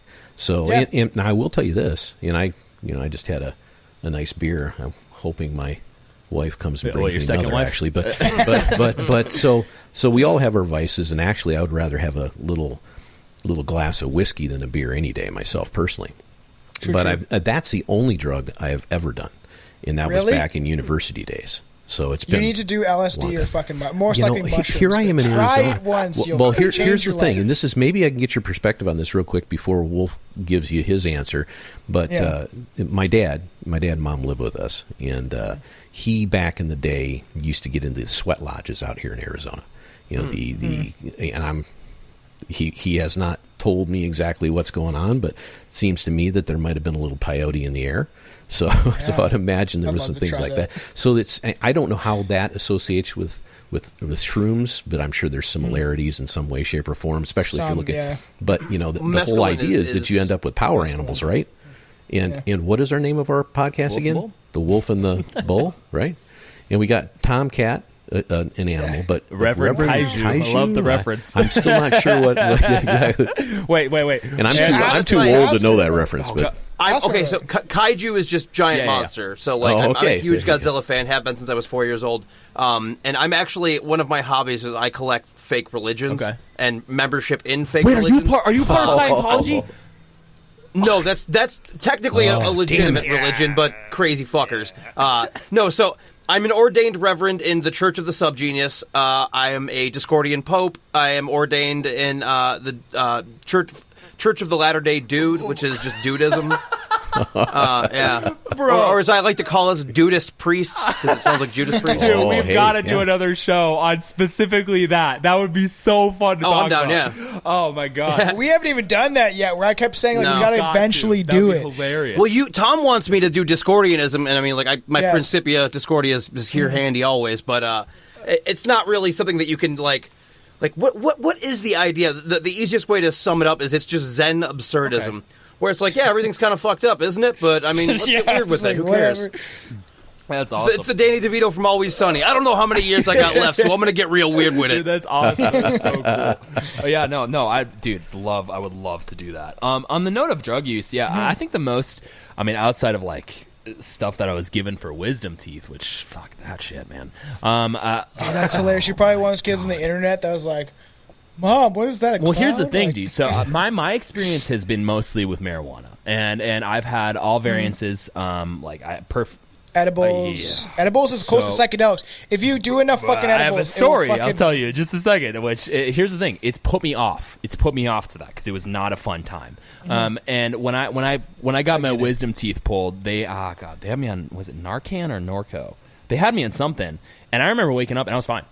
We went to the store afterwards, and we went to Target, and I remember everything. And I remember coming out, going to sleep, and waking up, and then coming out and sitting in a chair, and some kid that was 10 years old was just rolling next to me, he was in another planet, and I'm sitting there am I high? Am I high? Am I here's the thing: the nurse came out, and I was like, am I okay? Am I acting really well to this? Because I don't feel different. I feel maybe a little tired, but I wasn't saying weird shit. I wasn't crying. I remember my wife Jen. She was like, "You seem fine." This is weird. And so when it comes to weed, I've got a few vape pens. I don't do it as much as I used to. Mid-20s, I was kind of all about it, and it was an every other day thing, and I had friends who were doing it every day. One of them so much so to where he developed an allergy to it, which that would be that's fucking possible. nuts. It was bad, real bad. Anton smokes more than I do. I do. Because I use more psychedelics now, and I'm always microdosing, and Anton's like, well, I guess I'm just gonna smoke up, and I start smoking up, and just like goes fucking nuts. And I love the novelty of it. I'm a seasoned traveler kid. Okay. So it's like, Anton's on tons of psychedelics. You've got experience. I was going to say, yeah, exploring my past drug use is an episode in and of itself. But we just do a hybrid of that and then this. Yeah. That'd be awesome. One of my heroes when I was a later teenager was Hunter S. Thompson. Okay. So, I mean, there's nice. there's that. Yeah. I wrote a lot and wanted to, essentially just be a gonzo writer as well, and was like, well, I have to fucking, at least test the waters, and it was always a matter of if I can't control it, I don't fuck with it. Yeah. It's like, but and I feel like for this topic, we were going to do Bill Gates and stuff like that, and now it's just like, because we're getting to know each other, it is very hard to nail down a topic when you're like getting to know people within the podcast world. You know what I mean? So it's always like, hey, and then it travels in so many different directions because you have so many different opinions. I don't get how people do like a show where it's like 10 people. Yeah. Like, I don't understand that whatsoever. I'm like, how the fuck do you do that? And the beautiful... Unless you have a very good moderator. Yeah, well, and the beautiful thing about it is I think people enjoy listening to this type of stuff because it gives an insight to the people that are talking. I mean... Unlike Bill Gates, we're just like you. I only have 15 different private jets. I mean, like... I was going to make a comment about like all these like fucking Trudeau are like, we got to stop fucking climate change and all this bullshit, and they're hypocrites. He spent his carbon footprint is like millions of people a year, and he does it within 2 weeks. And Bill Gates is the same fucking thing, and they're like... Well, it's just the rules are only for those being ruled, rules for thee, not for me. Not the rulers. 100%. Yep. And when it comes to the whole weed thing, like I'm down with weed. Like I'm cool with it. I don't, like I said, I don't use it as much as I used to. And that's because edibles can fuck you up though. So I had a very bad experience. So there was this place in Vista, California, and I can't remember the name of the dispensary because it was at the time. It was prior. It was like right in that cusp of when weed was like legalized, but it wasn't really socially like normative for a lot of people. Yeah, it always has been in Canada. So you guys don't, thankfully you didn't have to deal with that. But in California there was like areas where it was okay. Like so in Vista, California at that time, there was a dispensary that was completely legal, and then Vista kind of doubled down and removed that, and they got rid of the dispensary. But long story short, my friend and I, who I'm still very good friends with, known for almost 20 years, he and I would have Saturdays where if it wasn't like a party for like a UFC fight, because there was one or two a month, we'd have this big party at my house. If it wasn't a party, then it was him and I watching the UFC fight, and we'd get a bunch of food, we'd get a bunch of snacks, and we'd smoke and drink all day. And that particular weekend, my wife was out of town with my father-in-law, and I stayed home with my friend. We'll call him Senior Salamander because we like to go with the animal terms. And his last name is Salmaron, so it's a similar nickname he's had for a long time. And so he and I were just smoking all day, and we would do like the vapes. I mean, I'm okay with like the pre-rolls, but vapes were kind of where I would go, and it'd be like I love pre-rolls. Well, they're great. My biggest thing is I'm not a huge fan of some of the pungent aspect of some of it. There's some that smell really good, and then there's some that smell just terrible. So I kind of stuck with that line of like, oh, it smells fruity, woo. So we were smoking all day, and middle of the day I ran out of my cartridge, so we went to this place in Vista, California, walked in high as a kite. I mean, I don't remember anything outside of talking to the person. We grabbed a bunch of stuff, and I remember one thing I do remember specifically, the things that we grabbed outside of cartridges, there was this little bag about like yay big of peanut butter cookies. And I had prior to this never done any edibles whatsoever. Like zero experience. Yeah. But here's the thing: my tolerance for weed, like I could smoke like a half cartridge and be totally fine. So Vic, like, oh god, I almost said his name, Senior Salamander. You said his entire name. Senior Salamander. He was like, let's grab some. We'll try it. So we did. We went back to the place. Yeah. And he had one cookie, which is like, they were small. They were small, but they were like thick. He had one, and I had one. Surprise! And I was like, okay, this is fine. I had a full one. I was still smoking. We were eating food, and we turned the fight on. And like 45 minutes into the fight, I don't remember much of it. But he looked at me. It's hard. Well, here's the thing. He looked at me, and he's like, I'm not feeling anything. And I said, neither am I, because I wasn't. I was not feeling anything. So we went back upstairs, and stupidly had another cookie each. And I come back downstairs, and I start having this weird like feeling where I'm not in my body. Like, this isn't my body. I'm in someone else's body. Like, this is... And I don't remember anything of the fight. I remember who fought. It was, like, Francis Ngannou and some other guy. And they were supposed to be a phenomenal fight. And I don't remember anything of it, which kind of bothers me. But I don't remember anything. And then I remember him saying to me, hey, dude, are you good? Like, do I need to stay over? And I said, no. And then I proceeded to go into our room and literally roll back and forth on the bed all night. Like, literally. It can send you, like, me and my girlfriend, we got one, just to quickly get back into Bill Gates, I got this can, I was like 1,000 milligrams. I was like, all right, my tolerance is high. I think it's it's a bunch of candies. I've said to Anton, like, I think it's a bunch of it's one fucking candy. So I don't know how to fucking measure this properly. So it looks like a fucking ice cream cone. So we chop off the top of it and then chop it again. And then I ate some, and the things, like, I like psychedelics more because I don't get like this on psychedelics, but with edibles, you literally analyze every fucking thing that you've done wrong in your life, and you're like on this surface, like not even this inside of your being and who you are, and it's like it's scary because you start to look at yourself from an outside perspective and like, I did this wrong, why did I do this?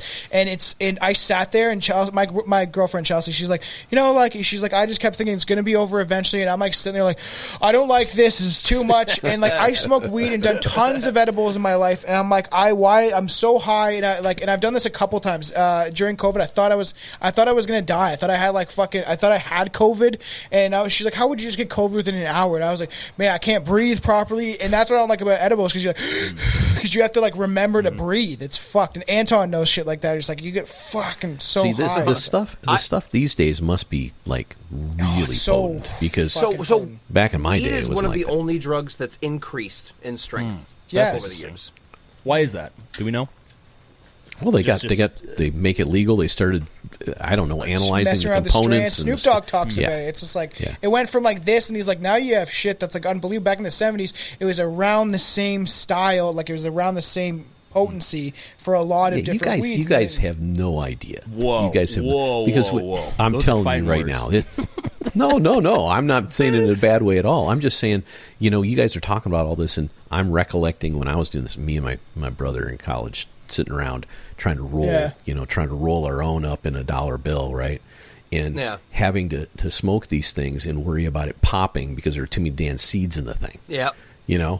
I don't think you guys have to worry about that shit. You remember? Okay, well, sounds like you're experienced. But I remember the brick weed days where it was like half of it stems and seeds, and exactly. Like, I'm like smoking a bush here, but But bottom line for me is it was way better than alcohol. Yeah, I remember that very clearly. Getting drunk is blind because you don't have the hangover and stuff like that. And it's not that. I have weed hangovers. I can solve anybody's problem at any time. I can give you the answer to anything if I'm high. Well, and that's where you and I differentiate, Bull, is because I get to this point, like I normally have hybrids, and I've had uppers and downs, like sativas and indicas, and I've obviously for all of them, for some reason, I get tired.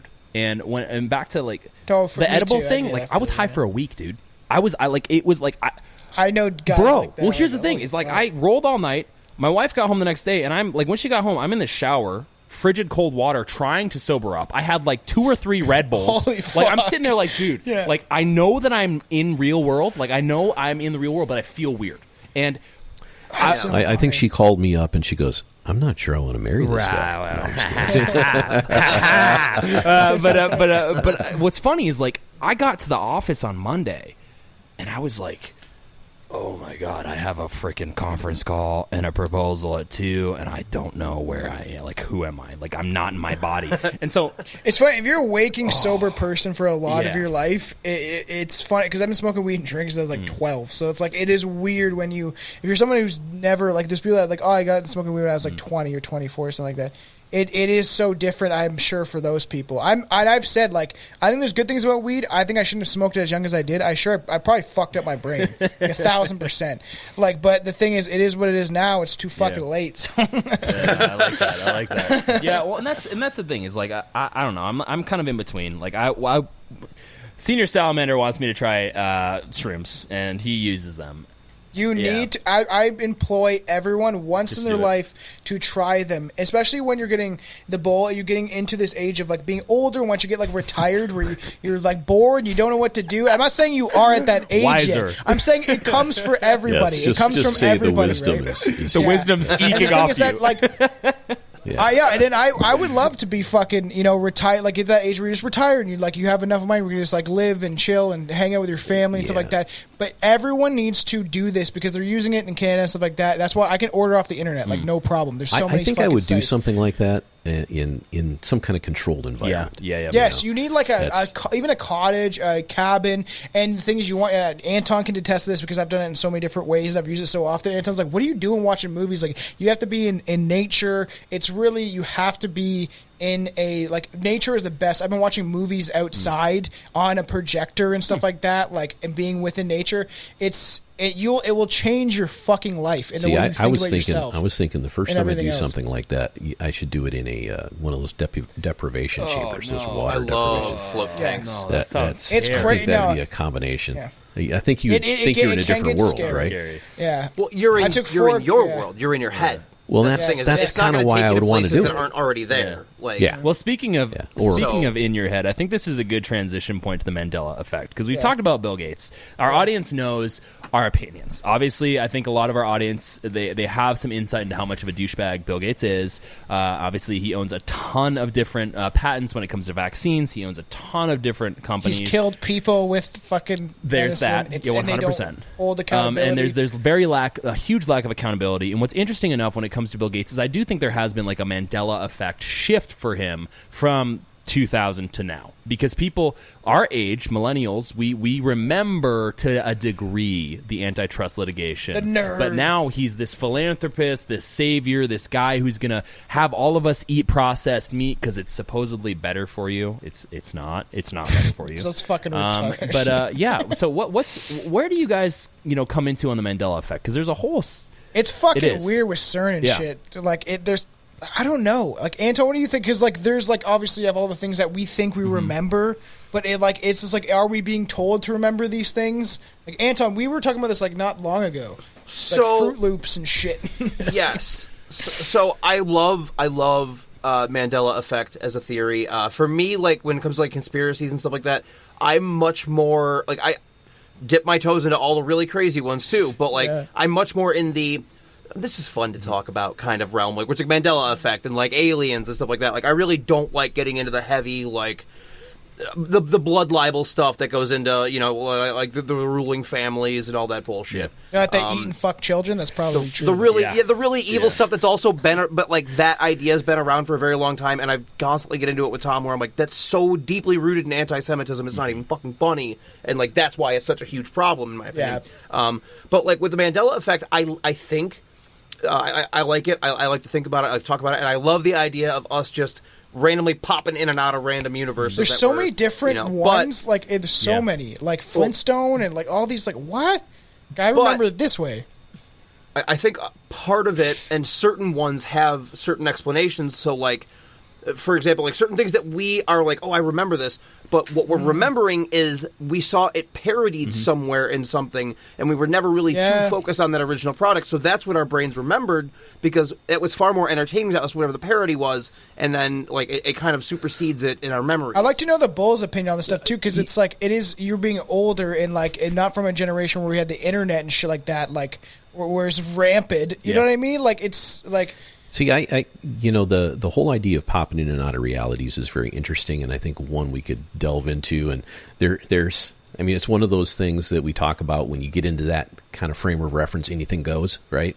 So that's interesting, but I also believe that this has a lot to do with the way we remember things and the way we layer our memories. And basically, if something happened to me and when I was 12 and I saw a great example, Oscar Mayer, right? The label Oscar Mayer is one of these Mandela Effect issues. It's not, I grew up in Michigan. There was Meyer stores there. That had an everywhere. E-I-J-E-R, right? Totally different spelling. And I had a friend whose last name was Meyer, M-E-Y-E-R. So when I think of Meyer, I think of those things. Yeah. But Oscar Mayer is M-A-Y-E-R. right? So when I see a label for Oscar Mayer, I think about it in what I'm most familiar with. And so I don't think about it in the correct spelling. So the reality is there. My visual cortex sees that thing. It puts a memory in whatever schema place. I think that's the term that's used when you place a memory in your brain. At least the scientists look at it that way. But when I remember it again, I'm changing that original baseline memory. It's kind of like a spreadsheet. Our brains right? are so interesting. Yeah. Like they do that show like on Netflix where it like proves that our brains trick us all the time. It happens in true crime. But the fact that CERN is just like smashing fucking particles together and the God part, all that stuff is like extremely dangerous. Like extremely dangerous. You could fucking end up blowing up the entire Earth and be like, whoops. Yeah, no. Well, you think about exactly just that, Tomcat. So back in the Manhattan Days Project, or Manhattan Project Days, I should say, they didn't know. There was some very valid arguments that said, we start this chain reaction, we're going to blow the shit out of everything. Listen, the same with CERN. Ignite the atmosphere. Well, interestingly enough, my wife and I actually did an episode on Albert Einstein, who was pivotal in the creation of the atomic bomb, E = MC squared. They didn't let him in it. Well, he's the thing is he's the one that actually reached out to Roosevelt through his attachment. I think it was through Belgium families that he knew, and that he utilized them to get in touch with Roosevelt, who actually started the Manhattan Project. And oddly enough, because of his citizenship and tie to the Nazi party in Germany, because he left in 1930, they didn't have him a part of that. He was the only scientist. Which is funny because they brought all these Nazis over. Be like, what a fucking build a rocket, man. And here's, like, all right. But that was post World War II that we did the paperclip and all of that. Well, and it's his whole thing is fascinating. But yeah, when it comes to like false memories and Oscar Mayer and how people originally talk about Mandela, it all comes back for me to psychology. It all comes back to obviously how our brains operate. How much of our brains work. And investigated originally, the people behind this were psychologists Pierre Janet and Sigmund Freud. And their experiments were furthered on behalf of Elizabeth Loftus and John Palmer in the 1970s. All this ties back to like false memories, which are similar to fabricated ones. For example, like Gates being like similar to you and I, which tend to be dubbed the Mandela Effect, which were originally coined by paranormal researcher Fiona Broome in 2010. She saw news that she apparently thought was real, that Mandela died in jail, which wasn't true at all. And I think it's very interesting that kind of popped up. And today I think that has a lot of application because people seem to remember things specifically about heroes that we talk about, like Bill Gates, that aren't accurate in any sense. It's very strange. Well, interesting. It's Go ahead, Tom. What is accurate? Like that's like it is weird because like especially like I bring up psychedelics because it does fucking change your brain, your thought process of like how do we know anything? Really, like it's just like they just tell us things, and like propaganda is very like well used in the media, and the big H Hitler used it. It's just like it's see that goes all the way back to what I was talking about an hour ago. You got to have an agreed upon framework of reality. Everything else can bounce around in between those frames, which you got to agree with that. But you can still go off on a lot of tangents, and there's something so many. There's something in the literature called, I think it's the recency or primacy effects to your memory, right? And so, I think about this all the time because the primacy effect is basically your brain, your short-term memory in your brain only remembers 3 or 4 things at a time. So think about how you recite phone numbers, for instance. You do it in clips. You don't do the whole phone number all the time. Very rarely, and very few people do that. So it's and it's the same with a list of things. If somebody gave you a list of 10 items and another list of 10 items, the things you're going to remember are like the first 3 or 4 of them, and the most recent given to you. I think our brains are crazy. It's just interesting how we categorize things and then we pull them back out again. And the whole Mandela effect oftentimes is associating, at least in my view, associating things, and I think about it as a filing cabinet. If you think about, presidents of the United States, right, and you can list off a dozen of them or however many you know, all of them, and then you think about Alexander Hamilton. Well, he was never president of the United States, but a lot of people think he was. just because the way you file that name in your brain associates it with the founding fathers, a lot of whom were presidents, and that's what you come It's up relational processing at the end of the day. I mean, because most people operate in two different states of understanding. There's verbatim and then there's gist, right? So you look at George Washington and he would be considered somewhat of a verbatim reference, and then the gist of the founding of the United States would involve Alexander Hamilton. Or a good example would be like, you know, if I got bit by a dog when I was a kid, I don't like dogs, but you know, which is verbatim, but general would be, you know, dogs are mean, and that's why I don't like them. So a lot of people have this kind of reference point, and I think it's more permeated in society more so than just the Mandela effect, because I think, you know, like you look at Berenstain Bears or things like Shazam, where it was Berenstain, motherfuckers. Well, exactly. I read That's those. what I'm saying. I did too. What? Like, and that's the thing is, like, you've got the Berenstain Bears Mandela effect, Berenstain. You've got the and then your brain is like, 100%. ow, like what is fucking well, in happening? reality, how like, much in do the we do world? that for things that are normative and totally natural within our society, right? Because you know, you got fuzzy trace theory, which is a part of Mandela effect, which suggests that false memories are actually stored in your mind as general gist representations. So weird how your brain works though, like that way. How you could like, oh, and you see those a lot of those now. There's Netflix show. They're trying to do that and show you like, hey, like in that magician guy, I can't remember his name, but he like how he shows you how easy it is to trick you. And you know, magicians in general, Chris Angel, all these fucking dudes, and like sleight of hand tricks, how they fucking focus your attention on something else while they do something else. Much like Bill Gates and these billionaires do it. It's just like, focus on this while I go fucking to Jeffrey Epstein's island and rape kids. That's the other layer. His of lifestyle's this that everybody's not thinking intriguing, about. Tomcat. Okay, That's right. It's just intriguing. I would Very never be a intriguing. part of it at all. In hindsight, my friendship with him was ill-advised. Yeah, I didn't do any business work with him, but I wanted him to invest in our foundation. You know? Well, you know, the other problem with this Mandela effect, though, in all these, we're trying to tell each other, hey, there's, you know, our brain is tricking us. There are layers to memory. There's recency bias. There's all this fuzzy logic. There's there's also people out there specifically changing what words mean, what our history means. It's, I mean, somebody said earlier, those who conquer write the history. That's absolutely true. But in recent times, guess what's happening? We're trying to rewrite history again in trying to give us a justification for going back in history and canceling things over and over and over again. And half the time we do that by changing our observation of what things used to be considered normative. No, Tomcat, is You know, that happening? terms Is that themselves. happening a lot up in Canada? They're trying to fucking destroy statues. They're like, oh, like the fucking Tom McDonald.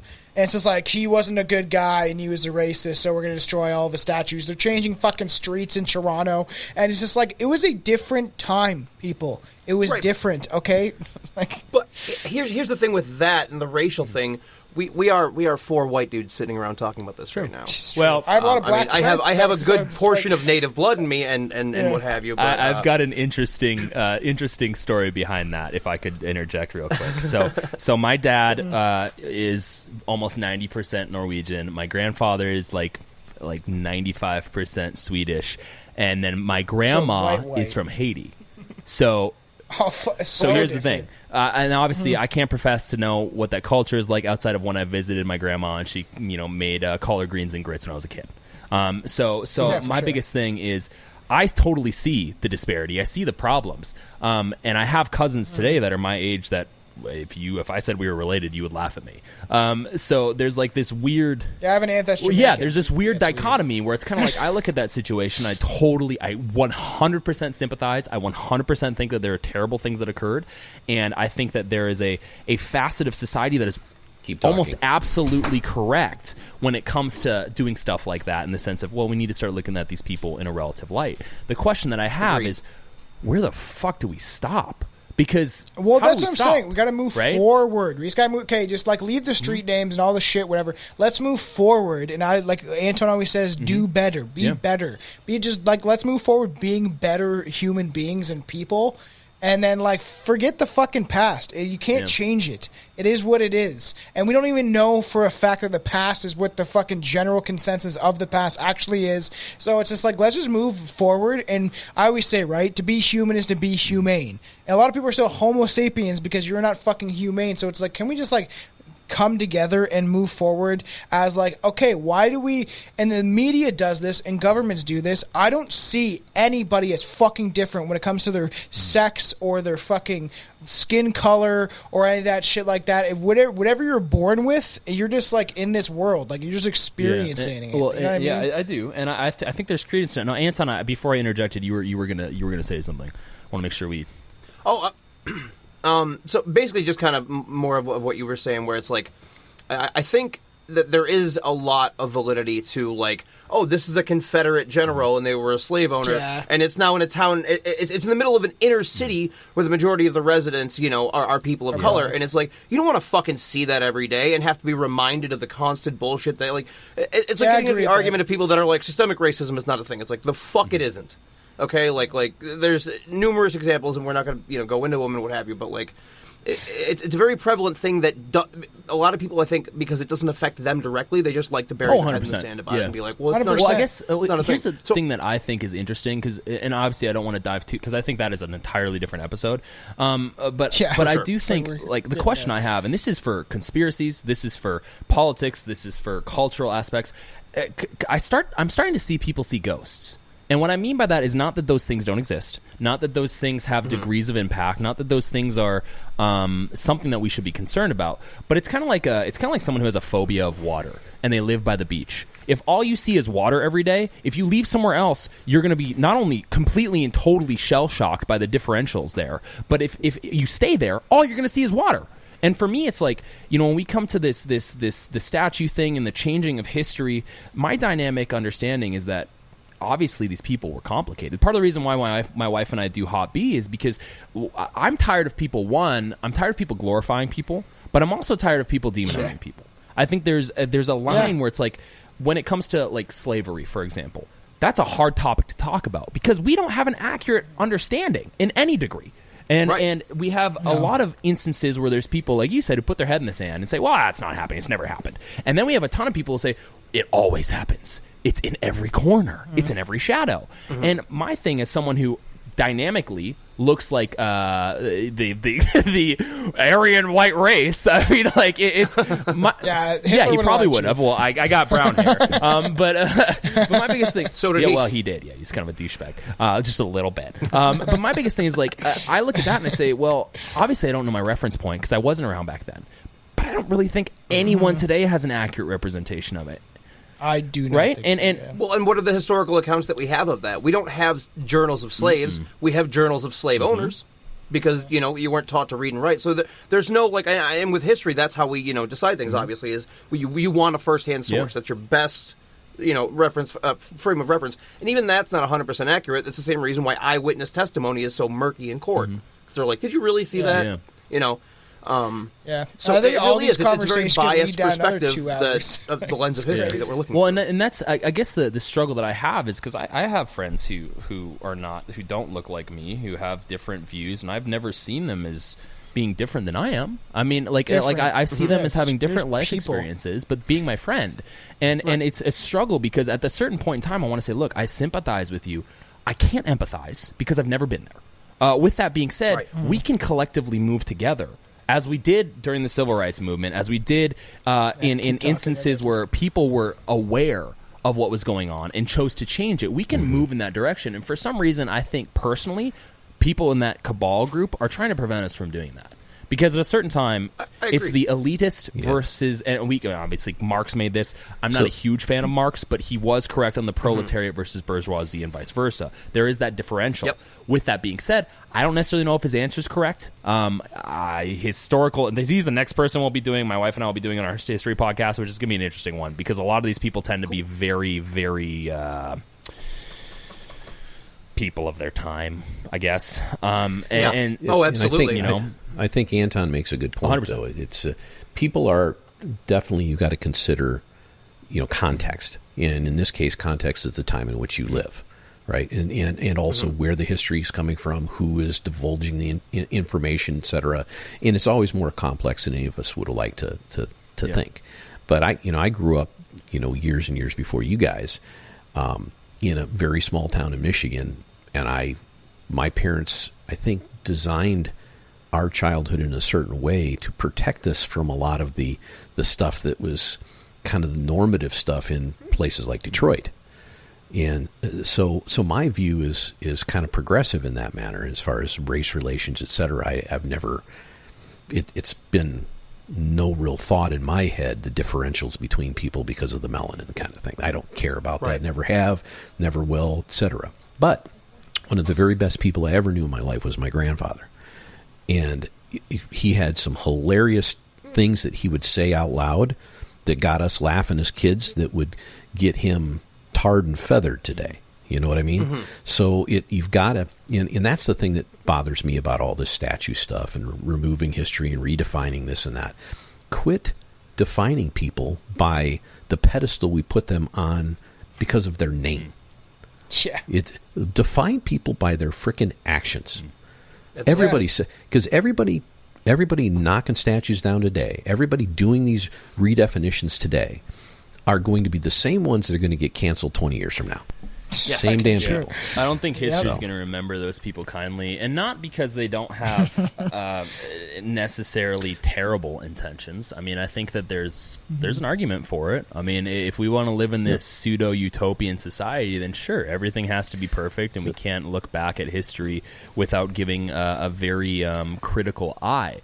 I guess my question is, at least from the education that I got, I never didn't get that critical eye. Like, I had a consistent reference of like, look, dude, I understand that founding fathers were complicated douchebags. I understand America kind of came from like a terrorist organization. I understand. Built on blood. blood. I understand that. And I don't know where it was missed for some people, and I'm not going to fault them for that, because that's all relative and it's subjective to them. But at the same time, it's like, I like, when it comes to like the cabal and groups of people like Bill Gates, it's like there is a dividing nature in which people, for some reason, are picking the sides of people who will benefit from the fact that we all hate each other.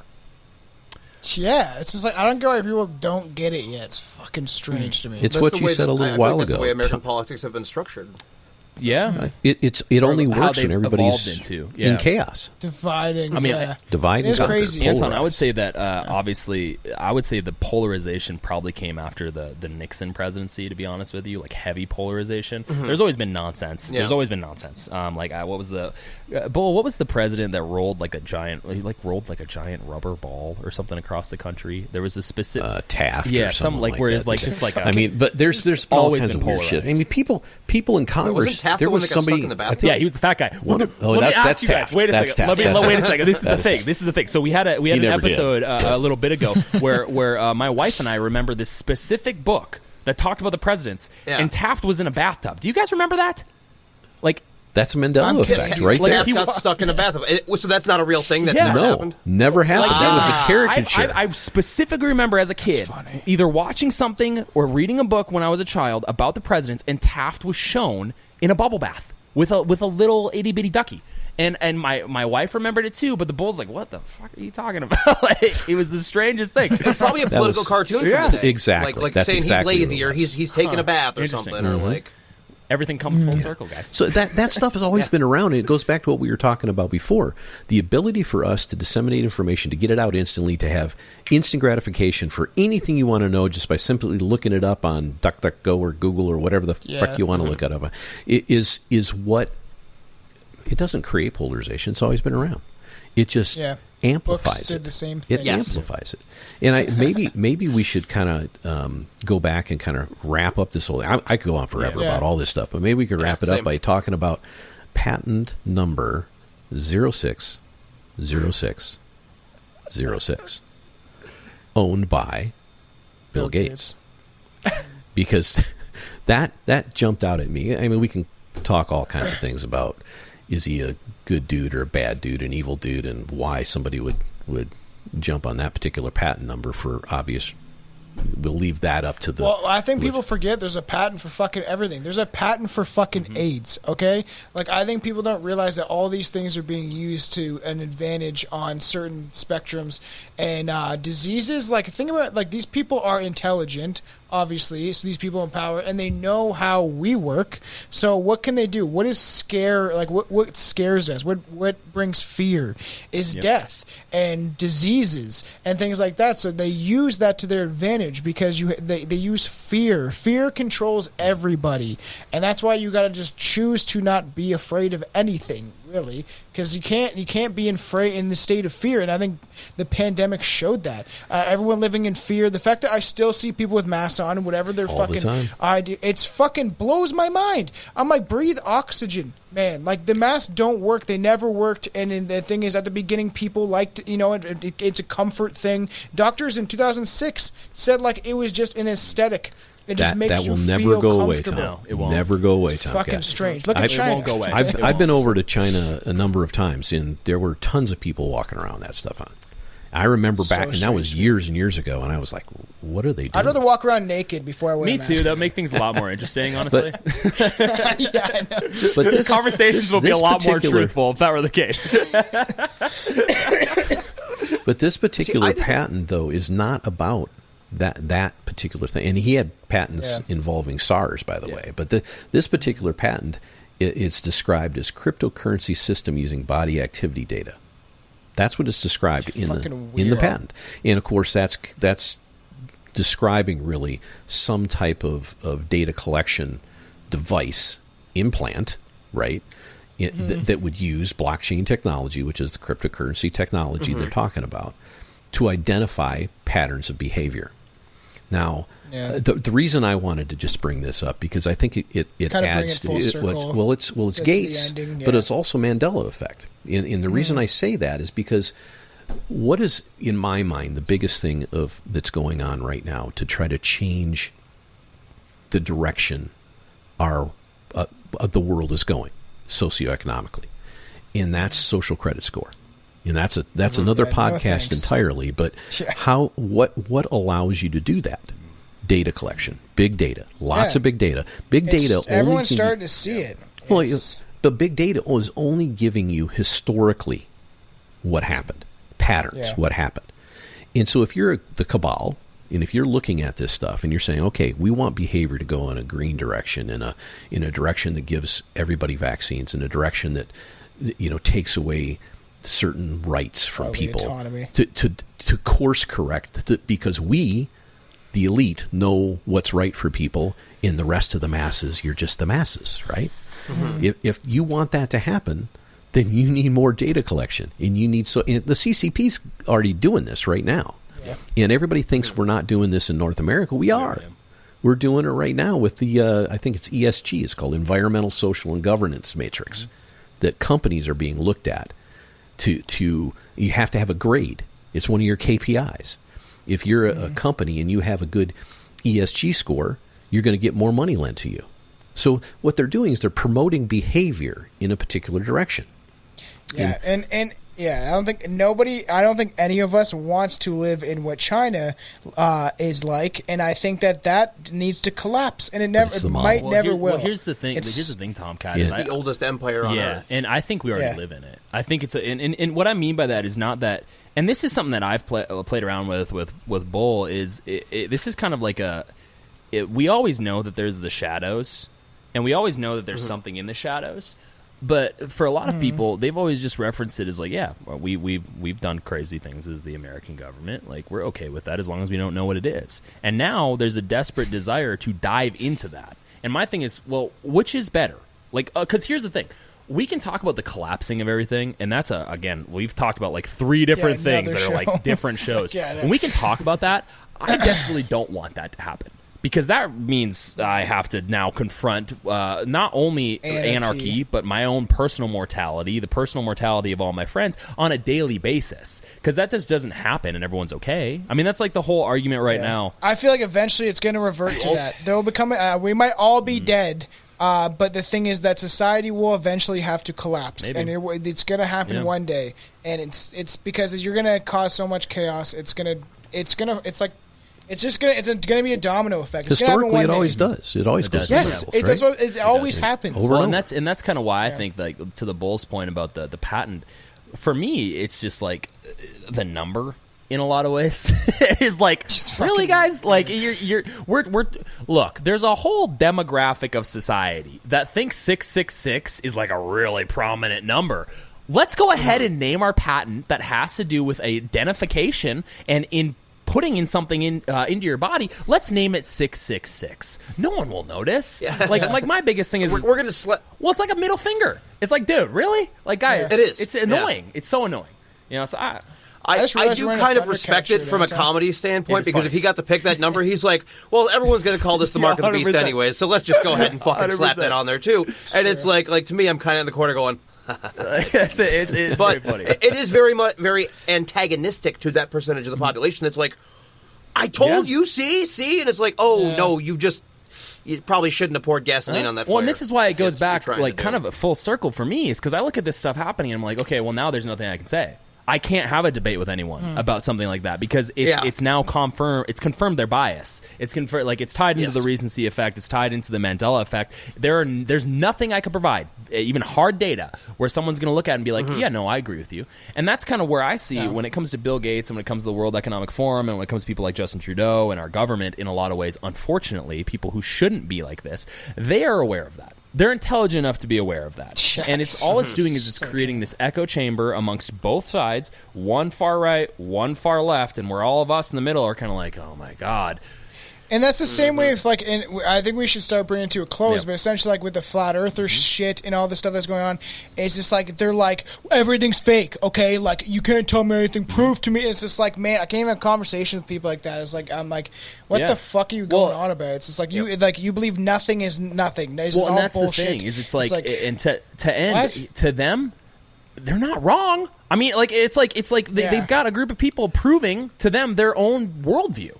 And that's where, I think that's the best way to wrap up, is I think that the best way for people, because I think all of us fall into this, the best way for us to get past it is to take a step back and to realize that no matter whether all this happens, whether the end of the world occurs, whether it's the Armageddon, whether all that occurs, there's nothing we can do about it.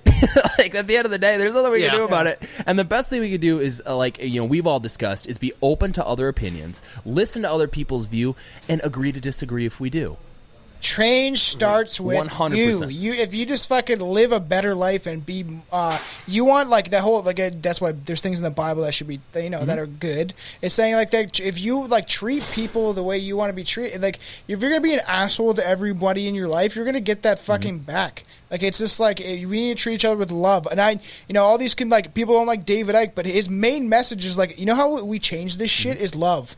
If everyone just loves each other and you come from a place in your heart of love, then everything fucking changes. It's just like, and we live in this page of hatred. I hate you because of this. I hate you because of that. And it's just like, I think everyone should have their own opinion. And I said it a million times, do some psychedelics, look in the mirror and decide what the fuck you're doing wrong with your life and what you're doing, what's going on in your own bullshit before you go and attack 100%. Somebody else. And, on that note, I think that wraps up the episode. I know we've kind of been all over the place when it comes to Bill Gates and the Mandela effect, but you know what? I think that's needed. I think sometimes there needs to be a little bit of a dynamic nature to conversation. And honestly, for our viewers and our listeners, we hope this has given you not only some insight into Bill Gates and the Mandela effect, but also some insights into maybe some of the biases and the confirmations that you have personally, to potentially let go of those and explore some other avenues. It's always best to explore and be understanding and inform yourself. That way, when you do meet someone who believes something, that you guys can actually connect and talk about something more purposeful than just disagreement. But before we close, Tom and Anton, I really appreciate you guys joining the show with us. We would love to do it again. We appreciate you guys. What would be the best place for our listeners to find your content and support you and your endeavors? Yeah, to support us, you go www.strangebrewpodcast.com. That's what you would find most of our stuff. It's at Strange Brew Podcast on mostly everything. We're on Facebook and all that shit. I'm like rarely on. I try to promote on Facebook. Facebook, I think, is starting to die slowly. But, the best place to find us, support us on Instagram is a good way. We're on TikTok, too. We post a lot of fun stuff on TikTok. But you know what? We have merch. We have a Patreon that we're just trying to build up. Like, we have, like, stuff going on. So it's all Strange Brew Podcast. podcast. I did want to mention it always make you laugh of everyone's backgrounds, and the bull has the most dad background I've ever seen. It's just like office supplies, a printer. Welcome to Office Backs. It's just funny because we're all like the millennials, right? With like, we have all our junk in the background, the stupid bullshit we've collected. Well, I just have soundproofing material. It's just like it is funny. And then the Bulls generation, where it's just like you'd have that really nice desk where all your stuff's sort of set out very nicely and your achievements. Yeah, I love it though. You look like my dad, so it's very funny. I can't help it. He's like Bill Gates. He's dad to everyone. Oh no, do not. Awesome. Well, I wish I had a couple of checks. yeah, that would be nice. Right? Yeah, well, that's awesome, guys. Really enjoyed this episode with you. Anton, where to find you should tell. Wolf and Bull, thank you so much for having us on, guys. Everybody, you can find me at HP Shovecraft on Instagram, and then Invader Daggett _TTV on Twitch. This is where I'm normally hanging out, and then obviously Strange Brew Podcast as well. And you have your show, fucking mentioned, and House of Trash. I've been slacking. I Jesus. haven't. I only put out 2 episodes of it so far, and I'm like 2 months behind. What is House of Trash? It's building. What is it? What is it? It's essentially movie reviews at this point. It's a non-serious, just talking shit about film, and probably get into some more weird stuff as well. 2 of my buddies and I we're gonna cover the Great Emu War of Australia, coming up in an episode soon. Honestly, when Australia got their ass kicked by a bunch of emu. Here's the thing. There's a sound. I have to send this to you because there's a sound clip that of a woman talking about emus that is the funniest thing in the world. I have to send it to you because I have it on my computer and I was going to utilize please it. Do. It's hilarious, absolutely hilarious. But no, that's awesome, guys. I'd love to do this again. But again, thanks to our listeners and our viewers. Thank you so much for tuning in, and we will see you next week.